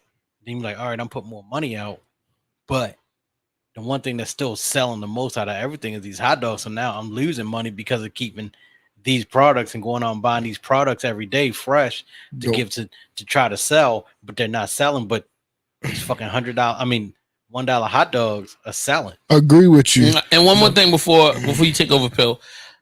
As a person that works in an industry where everything that you add on to your know-how list requires so much more know-how, if I learn how to perfect doing a hot dog, I can do that extremely well and extremely fast. The more variety of things I add on, the more things I have to perfect that take time. It requires different processes. Cooking a hot dog is a lot faster and a lot quicker and can be perfected a lot faster than me learning how to make the best chicken sandwich, learning how to make the best burger, learning how to make the best sub. And then, like, if you just mediocre across the board, guess what? There's a million other food places. So if you just want to be mediocre, now you talk about people like different cultures who will open up a corner store where it's a food desert. So yes, they can get away with being mediocre because that's the only place to get a sub. It's the little corner spot. You go out every day because you ain't got no car. And it's like, all right, he going to charge me a couple extra pennies, but I'm going to go ahead and get this mediocre hot dog. I'm going to live. But when you're a person with choices and you can go anywhere you want, you're going to go where they're going to serve the best stuff. Now, Pill, what was you about to say? So agreed, but no risk, no reward, no food, no fun. So if that hot dog costs me $2, is going to make me $2, this sub will make me $5.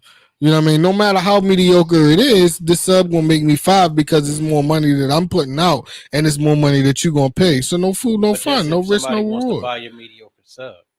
I mean, you don't know it's mediocre till you buy it. So at the end of the day, I'm serving You know if it's just mediocre because you're making it. If I'm serving. I know if I'm sitting there working your car and I'm going to give you a shit job fixing your car. I know that when I'm doing it. That's the difference. Everything I touch or everything that I do, especially if I'm doing food, I'm going to do it with my 100% ability to make sure it's good for you. Because if I eat it, if I think it's good, 100% I think it's going to be good for you too. You might just be accustomed to mediocre shit. You just a mediocre nigga. I'm just a mediocre nigga. No, I'm not talking down. I'm just saying. No. You might just be used to mediocre shit and like, all right, well, this is it. And then you get somebody that actually has taste buds and be like, what am I doing? I'm never gonna come back here again. Random shots being fired. I tell somebody else to never come here. That's again. fine, but guess what? I got your $5. And we're gonna move. You got it once. All right, let's move on. Let's move on. Repeat. All right, so DDM, is there anything you wanted to throw in on that? First, I had to really zero in on what he was saying because he sounded like he had something going on. Like he was like, ooh. No, I mean, I get it. I think one benefit to the person who zeroes in is it shows that they have the ability to focus and streamline and really hone in. Sometimes person that has a million ideas can't focus and make any of them successful. So there is a benefit to being simple sometimes because to your point, they'll sit and perfect it, it'll work, and they become great at it. The problem is when that product stops selling, then that's where some innovation has to come into play. And that's when we find out if you can do that or the person who has the different ideas may have to come in and step in. Got you. I love that. All right, let's get into this Tory Lanez. Megan Thee Stallion sent a powerful message to Tory Lanez before he was sentenced to 10 years in prison for shooting her. Before his sentence, Tory spoke for several minutes, saying that he still cares about Megan dearly. We both lost our mothers. We would sit there and drink until we got numb. I said some very immature things that I shouldn't have. I revealed some secrets that I shouldn't have revealed. So Megan ended up not attending the sentencing, stating that her absence was for her mental well-being. But she did submit a statement that was read in court that said since Tory shot her, I have not experienced a single day of peace. He lied to anyone that would listen. She continued by saying, he not only shot me, he made a mockery of my trauma. He tried to position himself as the victim and set out to destroy my character and my soul. She ended her message with, at first he tried to deny the shooting ever happened. Then he attempted to place the blame on my best friend. In his tantrum of lies, he's blamed the system, he's blamed the press, and as of late, he's using my childhood trauma to shield himself and avoid culpability. Prosecutors cited Tory's lack of remorse, his inability to comply with pretrial release, and his social media campaign of misinformation and harassment against Megan. During the 2-day sentencing, Tory's team made their case. A jail chaplain spoke about Tory starting a powerful daily prayer in the protective custody unit that has lessened the tensions between inmates. The judge also stated that he had received 70+ letters on Tory's behalf, including one from Tory's 6-year-old son. A jailer also wrote a letter that says Tory is remorseful and has talked in detail about the event and what he could have done to prevent it. After delivering the sentence, the judge said sometimes good people do bad things. Actions have consequences, and there are no winners in this case. During the entire process, Tory still maintained his innocence. A member of Tory's legal team said that they plan to file appeals for both the sentence and the conviction. Let us know what you think of the sentence down in the comments. All right. So my first question on the top is Tory Lanez sentenced to 10 years. Are we cool with that? We not cool with it? And why? So I'm gonna start with DDM. Let him get it jumped off. Let's go. Okay. He shot the girl. He's proven guilty. You get what you get. Allegedly. I mean, the court of law says that he did. Yeah, facts. Yeah, because they're right a lot. Yeah, they're right all the time. Look, I'm gonna tell y'all now. Y'all are not gonna get me on this wire.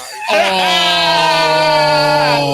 yeah, buddy. He's smart. The court of law found him guilty. I was surprised he got 10 years. I thought he was going to get more. No, less. Oh, okay. I'm about to be like, God damn. Because, he's a celebrity, and that works against him. In this case, his celebrity has worked against him. I mean, I didn't. He ran his mouth the whole time. Yeah, I didn't expect the 10 years. I was like, oh, okay, he got 10 years. But I mean, based on what was presented, the jury felt like he was guilty.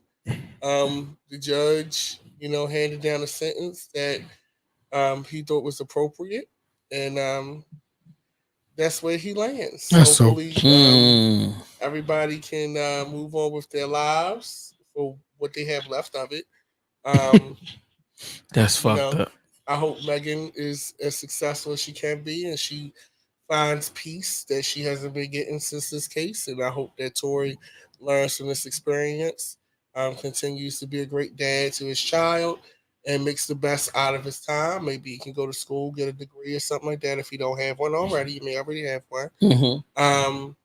And hopefully, when then they get a jail degree, he'll come out. Hey, motherfuckers just graduated from Yale. Facts. In jail. So hey, but hopefully, everybody comes out of this better people, more responsible. You know, I know this is culture, cognac, and conversations, but sometimes you gotta put the cognac, gotta put the yak down. Put the yak, get you in trouble. Yo, this nigga went rap on us, yo. That's what's up, yo. Let's go.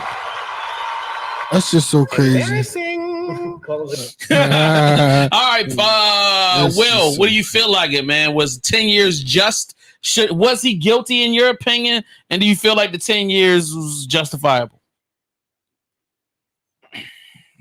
Oh boy, let me get a drink. Why are you doing this? It's about to be bad. You shot a female. I mean, simple as that. Allegedly. I mean, you shot a female. Allegedly. The court of law said you shot a female. All right, here we go. Okay, there you go. For some reason, I don't know why you shot her. Should have shot one of them niggas. I'm just saying. What niggas? There was no niggas around. It was only a security nigga trying to hold you back from doing some shit, but you was drunk as fuck. Not you, but him. And they should have shot him. She had fragments in her foot. If you shoot a motherfucker, there's a hole in your foot. She had fragments. There's a difference between fragments and a hole. That's definitely true. If we want to be nitpicking. But go ahead, Will. Well, we're not nitpicking. Court of law says he shot her. Oh God, that's just the court. All of law. right, so we get when it. When have you been such a court? When have you been such a court of law type of nigga? I'm not understanding this. Last week he definitely wasn't one of them niggas. Yeah, that's what I'm saying. Like, what happened in a week? You know what I'm saying? All right, you sold out the black community. Copy that. That makes sense. I'm on sold out the black community. Yo, it took you a second to catch on to that. Look at this nigga face. The fuck you mean he sold out the black community? Huh? Hold up. This nigga just said he's only half black. So this your white side. Yo, your white side is convicting this black man. This is crazy. Legs match the shirt. What the fuck you think? Jesus. Yeah. All right. We moving on. Moving on. The legs match the shirt. Oh my God. All right. So look, I told DDM that we was gonna be out of here by 10, and I did not realize it was 9:50 and shit. So look, I'm not tripping. All right. We didn't hear your response, so don't try to dodge the bullet. No, I'm not gonna dodge the bullet at all. That shit every time. You know what I'm saying? You know what I'm saying? First of all, don't be calling me out on the shit that I'm good at. Yeah. So anyway, like if I'm good at ducking and dodging. All right. So number one, I felt like 10 years was too much time. Why? Because from what I've heard from all parties, he did not point a gun at her and shoot her, and then her foot has a hole in it. There were shootings, and then something happened. She got fragments in her foot. Fragments, my nigga. It's not a hole. So, like, to me, so R. Kelly's these women hostage. How many times have people gone outside? So hold on, allow me. You asked me a question. I'm trying to answer. You asked me a question. I'm trying to answer it. I'm not about to go into no R. Kelly discussion with you, but there have been many a times where people intoxicated have hit people with cars, have done a whole bunch of ignorant shit under the influence. It was known that every person on that scene, with the exception of the security guard, was heavily under the influence. Yes, a gun was pulled out. It might have been shot in the air, might have been shot to the ground, whatever. He might have said some fucked up shit in the moment. All right, cool. 10 years, that's why I'm saying that's too much. Well, see, here's the thing. Wasn't he a felon? No. Here's the thing. He didn't help his case with the behavior during the trial. Agreed. Proceedings. Like, he didn't help his case before the trial. Right, exactly. Facts. But let's just it's done. Let's just take his behavior. Even Puffy, and Puffy was facing far more. Yeah, facts. You didn't see Puffy. Puffy was giving, I'm sorry. Oh my God, this is terrible. He doing Instagram lives. He going on Clubhouse. He making projects, talking the situation. All of that is being taken into effect. Puffy was doing damage control. You know, which is what Tory should have been doing. He was just creating damage. Yeah, exactly. He was adding to it. Puffy knew he fucked up, so he was like, all right, let me try to get ahead of this. Tory Lanez was like, let me get in the middle of this. And that's it just the didn't work out between a grown man and a child. And hey, he has a child, but y'all sound like Megan Thee Stallion fans. I'm not a fan. I think her music is garbage. But I think that Embarrassing. Isn't the stallion a male horse? She makes the same song every time. But I love her. Nice lady, beautiful gals, pretty girl. But I want to see an evolution in the records. I love that actually. But so I'm not just Megan Thee Stallion stan, but at the same time, Tory Lanez did himself no favor. The reality is this: the girl didn't get bullet fragments in her foot out of nowhere. I agree. So something happened. I agree. So the reality is this: whoever smelt it, dealt it. At the end of the day, you didn't do your favor. Tory Lanez smelt it. You know, you reached out. I think he reached out to him, was trying to talk to him one time. Yeah, offered her money. Cut all communication.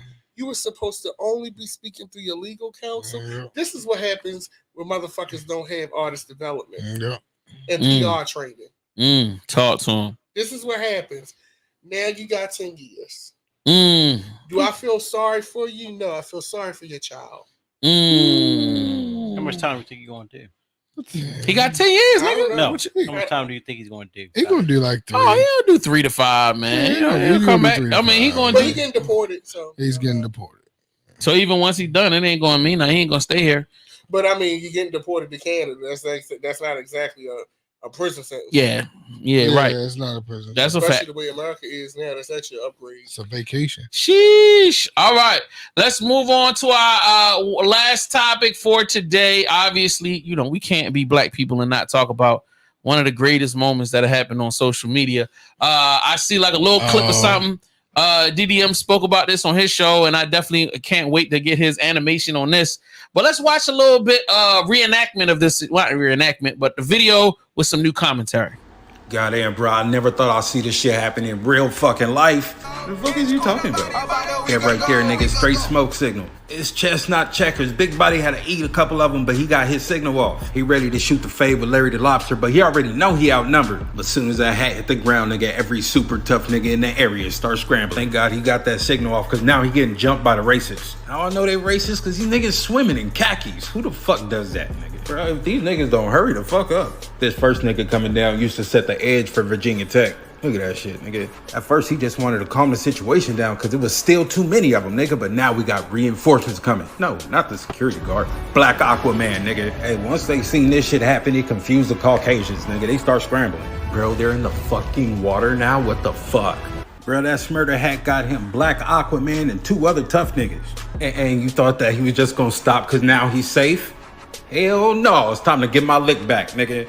These niggas marching down there like the nation of domination. Now, I know it's finna get good. You know why? Because these niggas got on jeans and sneakers and they pull their pants up in unison.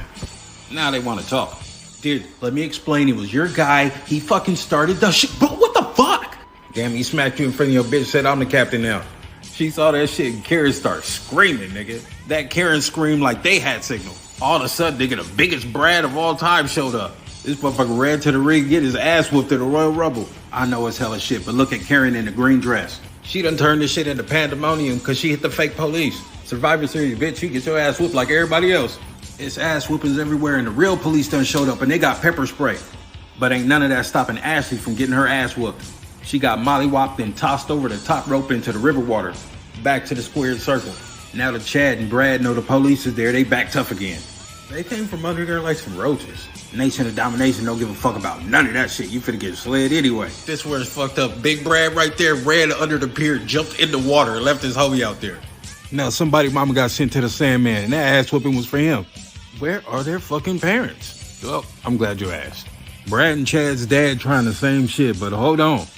They been whooping ass for way longer, nigga. This is gonna get ugly. Hey, go watch OG come through here thumping shit, nigga. He came through swinging them bitches like King on Tekken. But he didn't come by himself. He brought Mrs. Molly Whopper and her sister. Right when I was watching to see if they kicked Karen into the creek water, the camera panned out and I never expected this. Uncle Jesse done had enough. Everybody get their ass whooped. Security, ain't you supposed to be down there? No, nigga, fuck that. I'm on break. OG chasing him down because he gonna give you the ass whooping he owe you. Hey, remember Karen? I told you Jesse said anybody could get it. Bro, he had her look like Humpty Dumpty had a great fall, nigga. He took 2 inches off her height, nigga. You for sure going to jail. Hey, look, cutting the yellow not gonna let you get fucked up by yourself. Look at this assist right here. Push that bitch right into the police. Hey, back up, bitch. Get your wrinkly ass. Yeah, but cops pushed Karen on her keister. What they gonna say about that on Fox News? Ain't nothing. Now, bro, going to jail and that shit sucks. But it was kind of necessary. Y'all tried to jump the security guard. Please stop fighting.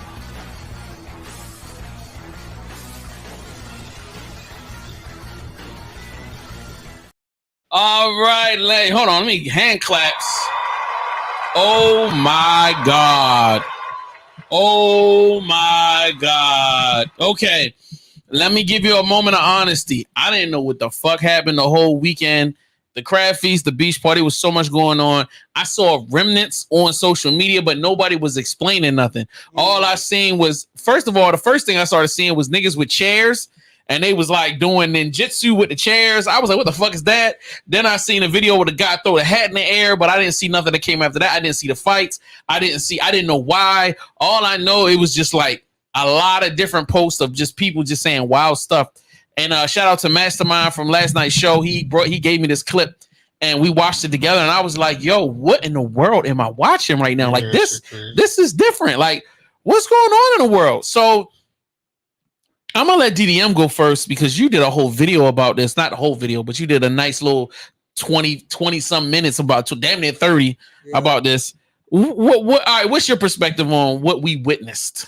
I think people are at a place where they're just tired. And we are already at a rough place with race relations in this country. I mean, there's no racism.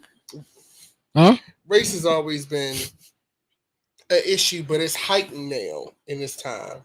So, you know, you're in Montgomery, Alabama. Sheesh. The ground zero for the civil rights movement. Facts.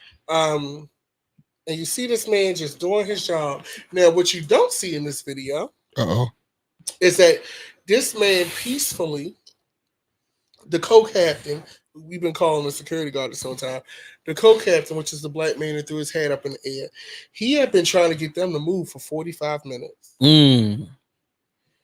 One of the other boats actually drove him to the dock to get them out the way. So by the time this happened, it had already been 45 minutes to an hour.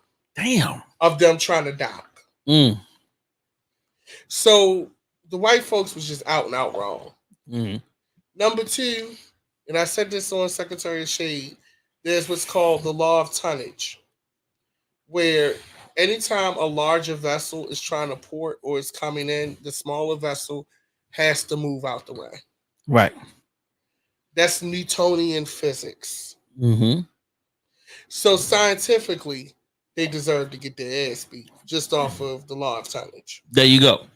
Okay. It was unnecessary, but I think a lesson was learned. Now, I will say this. This is Montgomery, Alabama, so I am concerned about retaliation. Because it is Montgomery, Alabama. Talk to him.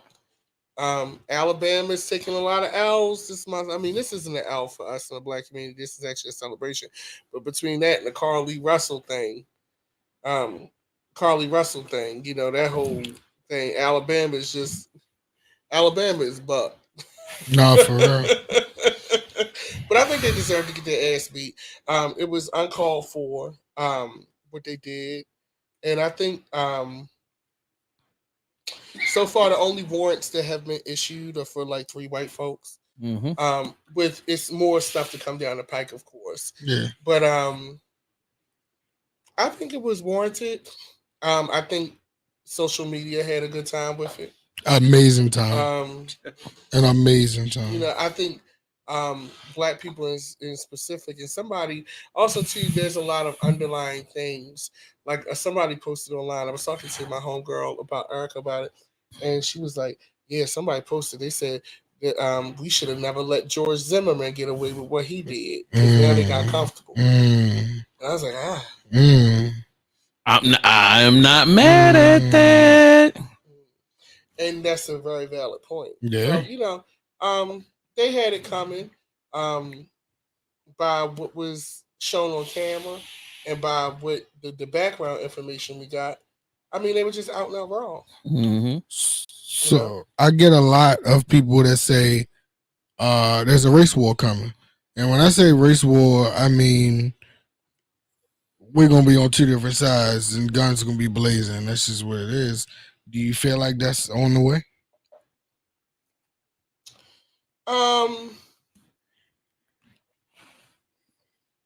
I understand how one could say that. The more optimistic side of me would like to believe that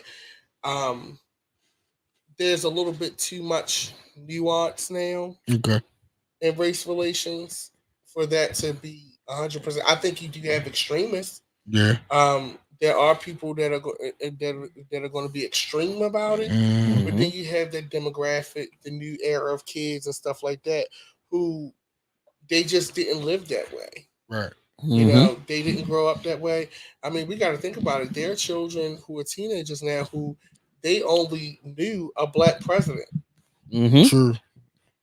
That was the reality for them. True. That wasn't something grand. True. That was just what it was. True. You know, so I think that I see how one could say that. I'm not going to speak that to power. I would like to believe that we have a little nuance when we look at things too. You know, they did reverse Roe versus Wade, but then you had that special election in Ohio where they said absolutely not. You're not going to take away our abortion rights and our reproductive rights and our right to police our own health care. So there are I think people are starting to snap out of it. I think what we're seeing in America is the return of Americans accepting social and political responsibility for their lives. Yeah. Talk to him. Woo! Yeah, all right, well, what you thinking, player? Nothing. What? No. The black side and the white side, y'all not battling on the inside trying to figure out who was right? No. Not at all. So you don't feel like no side was right? Or you don't feel like no side was wrong?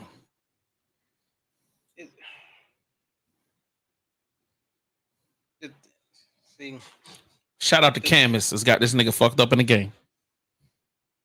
The gray areas in it is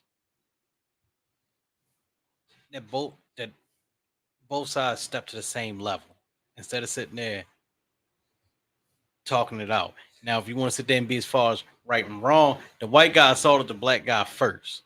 So technically he's wrong. Whereas though he tried to have a conversation with him, they didn't want to hear it, blah, blah, blah. He assaulted him, he retaliated. It is what it is. But then if we play both sides of the fence, black people sit there and say, oh, we need to cut the bullshit out. White people sit there and say, niggas don't know how to act. And then you get that. You know what I'm saying? It's both sides clashed against each other instead of sitting there trying to find a mutual ground, which is what's. In this instance, sorry, I know this is your show. Go ahead, do you think, boss? But in this instance, I have to respectfully disagree with that. I mean, and that's fine. And I get that. I understand how it got to where it was. Do I agree with it? No. It just on a bigger picture. If you look at the bigger picture, you see the other white people like they go to them niggas not knowing how to fucking act, acting like a bunch of fucking niggas. You know what I'm saying? But I feel like, and then you have niggas sitting there saying, "Look at these white people sitting there thinking they're privileged," and you're still butting heads. You know what I'm saying? Yeah, in the grand scheme, if we talk grand scheme, yes, you can say that. But the thing as a black person, as black people, we are always constantly worried about how we are perceived and how we look to people, to the point where we will sit and let people just do us wrong because we don't want to look bad. True. And that's not cool. Because I'm not sitting there saying I'm not disagreeing with you. Like that, like in the grand scheme of things, yes, I think we do need to come together and talk. But in this instance, they deserve to get their ass beat. And if I may, but that's like any other time that a white person's wrong, do you think they need to get their ass beat every single time? Well, no. The reason why I'm saying that they need to get their ass beat was because they all ganged up and used violence. Mm-hmm. So if it had just been an argument and that goes back to what I was saying, that the white guy assaulted the black guy first. Mm-hmm. He just retaliated. It just went left field for them. But it's still the same thing. The white guy had fought the black guy head up, and the rest of them didn't circle like Voltron around them. Yeah. Where it got fucked up was instead of them two fighting head up, then everybody in your party want to come over and circle this black man. That's where shit went left. But that's with anybody else. If this nigga in a fight, and I'm not gonna stand there and let the shit happen. If it's that's like the same thing with you, and it's two people fighting. If you fighting mano y mano, especially when your friend is the aggressor over something where y'all are adults, okay, and you're wrong, and then you're wrong. Somebody was supposed to say, you ain't gotta sit and berate your friend, but you like, yo, chill. You don't have your whole party come out, because then we're gonna have a problem, because that's what happened to Emmett Till, and he was a child. Yeah. Mm-hmm. Yeah. All right, and if I may jump in, I would like to make this statement. Somebody else said this online. I'm not going to try to take credit for it. Is that name one group of black people that have executed violence against white people. Name a time when black people were violently retaliating or going after white people. You know what I mean? Name, even if you want to name the one like crazy shooter we had, which is the one black dude from years ago, and he was in the trunk of the car shooting people. He killed white and black people indiscriminately. He wasn't just going after white people. The point I'm trying to make here is that black people, the statement keeps going, black people need to stop acting crazy. But when did black people start acting crazy? Black people have only gotten upset out of self-defense, out of being treated inappropriately and aggressively in a negative manner for no reason. No matter whether if that black person was trying to sell cigarettes on a corner, that person didn't deserve to die. The kid was wearing a hoodie and he was walking down the street. Don't give a fuck whether it was his neighborhood, not his neighborhood. He didn't deserve to die. There are too many instances, dozens and thousands of instances throughout 400 years and longer than that, where black people have always minded their own fucking business, trying to live their lives and do what they want to do. And if you were to put any other skin tone on them, they would not be bothered or treated the way they were treated. Right. So in this instance, we can say, man, black people were acting ignorant. Were they acting ignorant, or were they only, honestly, I looked at that scene and was like, this is a trauma response of black people going, I don't want today to be the day I have to watch another black person die. Mm-hmm. Hey, nigga, if I need to jump in the water and swim across here to stand between me and this guy, let's do it. Hey, man, if I need to go down here, hey, bro, y'all doing too much. That was to me, this was the first time in a long time that I have a video of seeing black people going, nah, not today, bro. Not today. You know what I'm saying? Like, nah, we gonna dead this shit. Now, I will agree with what DDM was saying. If that person that did head up and black people that went too far, then I'd be on your side. But that didn't happen. And it's never happened. There's never been an instance where, you know what? And let me not say never, but you're talking about maybe less than 1 percentile situation where black people have gone overboard and some shit happened.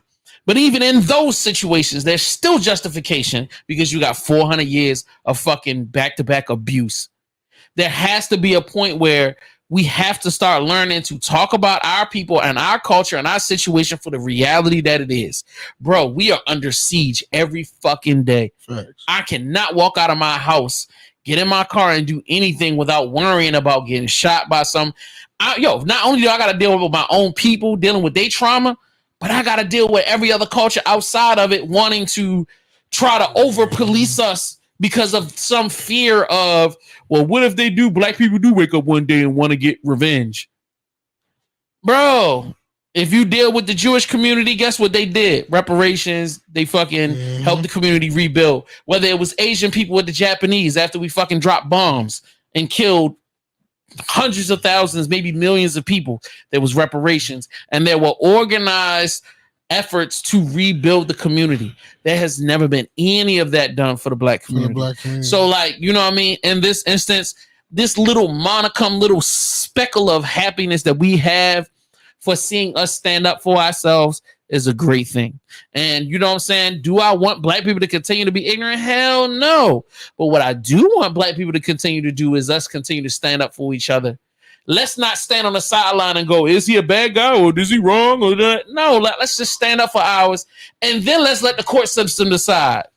Hey, bro, no, you're not going to kill him today. Also, these people, once again, had context. So they had been sitting on that boat for 45 minutes. So they seen how he tried to peacefully resolve everything, how he tried to get them. They called over the PA system. So there's a lot of context that was documented that once it got to this point, you got to think also, too, let's think in the minds of these people on the ship. They've been sitting on the ship for 45 minutes to an hour trying to get off to go home. Right. And they can't because they're looking for you. Y'all don't want to move. Right. And then when you finally get contact, you decide you want to show your ass. And the boat that all the black people was on was called the Harriet. The Harriet, excuse me. Okay. That's crazy. Super crazy. But at this point, thank you guys. I appreciate everybody for tuning me. Throw some hand claps. You motherfuckers is the shit. Y'all is the shit. All right. Yeah, so I want to say. So with that being said, it is 10:18 p.m. Eastern Standard Time. It is time to get the fuck out of here and go home. But before we do, I want to make sure that everybody get their shout outs going. Let's talk some positive. So Will, yo, let's get some shout outs going, my guy.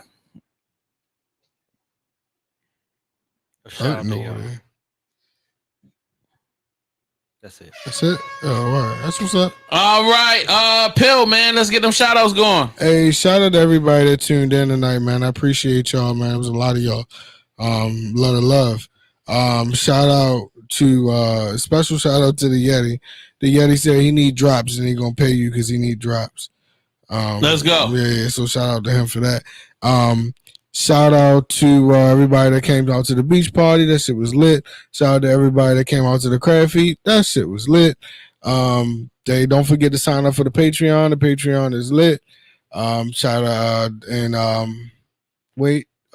merch. Don't forget to cop the merch because the merch is fire. Because you need the merch, and it shows us that you fuck with us because we fuck with y'all. And it's as simple as that. But I'm good. I'm done. Shout out to DDM. Duh. You know what I mean? Shout out to DDM for coming through, man. We appreciate you as always. Facts. You the man. Appreciate you. And I'm done. DDM, let's go, man. Plug all of the businesses. You can follow me on social media at Dapper Dan Midas. And I do. My YouTube channel, Secretary of Shade. We're at 22,000 subscribers. Okay. Keep subscribing. Shout out to my cabinet members. I love and appreciate all of you. All the contributions. Shout out to you buying a ticket. Yes, you. I will be buying a ticket for my show on August the 18th at Metro Baltimore. I'll be 1700 North Charles Street. Doors open at 8 or 9. The show will begin promptly at 10:30. Yes, absolutely. $15 at Dapper Dan Midas. That's all. I'll pull up on you. Just don't act like you don't know niggas. Say, nah, I know that's not you. Nah, he don't never do that. He don't never do that. All right, so like I got two last questions randomly that just popped in my head. Number one, why did you change your name from DDM from Go DDM to Dapper Dan Midas? And then I'll get into the second one. Oh, because it's easier from a marketing, licensing, and trademarking standpoint. You type in DDM and metal companies pop up, bolts, chemistry, formulas, all kinds of shit. Whereas Dapper Dan Midas, that's clean, that's easy, and when you put it in Instagram, it's just easy. So it was a marketing decision. Got you. All right, my next question is: can we be the Dapper Hive? Is that a possibility? Can we be the Dapper Hive? Dapper Hive. The Dapper Hive's not going to work. Dapper Hive's not going to. All right. Yo, I don't know. Yo, we need to be a hive, bro. Like we need to click up. And it needs to be a hive, yo. But you gotta give us an appropriate name. You're like Dynasty or something like that. The Dapper Dynasty. I'm with that. I can do that. I can go with that. Join the Dapper Dynasty right now. Sign up now. Sign up now. Now, the requirements are as follows. If you would like to be a part of the Dapper Dynasty, you need to follow Dapper Damn Minus right now. Get your tickets to the show. Now, I already hit him in the comments and was like, bro, I need that merch. Because I still got I should have broke out my bag. I still got my motherfucking silver bag, and I be wearing my purple fucking, you know what I mean, shirt and t-shirt. Hell yeah. So like, you gotta get us a Dapper bucket or something like that, man. So like, what's up, man? We gonna get some merch or something, man? Just one or two pieces. A little birdie. I might get a short run of shirts. It's a local t-shirt printer here. He's phenomenal. Does short runs. So I'm looking into it. We'll have something. That's what's up. And he's gonna have hopefully the 5X for y'all niggas. So with that being said, make sure please stream his music. Yo, Beautiful Gowns is available on all platforms. Ballad of Omar is available on all platforms. Is the Vulcan Church? Vulcan is on all platforms. Bond Shoot That Shit is available as well. And my new project, Apocalypse Era, is coming early 2024. Let's do it. All right, we gonna check y'all next week. Next week we got my dog Stephen Wise coming on the show. You know what I mean? Stephen Wise, the clothing designer, the liaison of beautiful ladies in these streets. You know what I'm saying? He is a representative of the women of the night. Make sure that y'all come through and make sure y'all tap in right here on Aries Lounge. You know what I'm saying? Hopefully will be feeling a little bit better. I will pay somebody to put some AC in this bitch. But hey, y'all check out this new studio shit that I put in here. I think I'm spending boatloads of cash. That's why we got lights in this motherfucker. But we're gonna check y'all next time. Oh, and I made this commercial, so y'all gonna have to endure that on the way out because I spent time doing it. We check y'all next week. Peace. As a person that's not really big on fashion, I love our merch. I spent a lot of time developing some dope things that not only you can represent the show you like, but you can also just enjoy some dope different items. Let me show you a couple of things. If you're a cognac lover like me, this Cognac Club joint, that Aries Lounge Cognac Club, boy, what you talking about, man? Hold on. You know what I'm saying? $25.99 available right now. All right, let's check another one. Shoot, had to get spiritual with it. A little Eat, Pray podcast on them. You know what I'm saying? Eat, Pray podcast. Hey, and just to let you know, it goes up to 5X. I got 5X. You can get that joint too. And you can get it extra small, however you want. We got bags, hoodies, all types of things. So, all right, let's get to the next one. For all my people that love, hold on, let me try to get the angle. You love that Aries Lounge. Boom, got that Aries Lounge t-shirt. You know, giving you a little bit of the Nintendo vibes. You know, culture, conversation.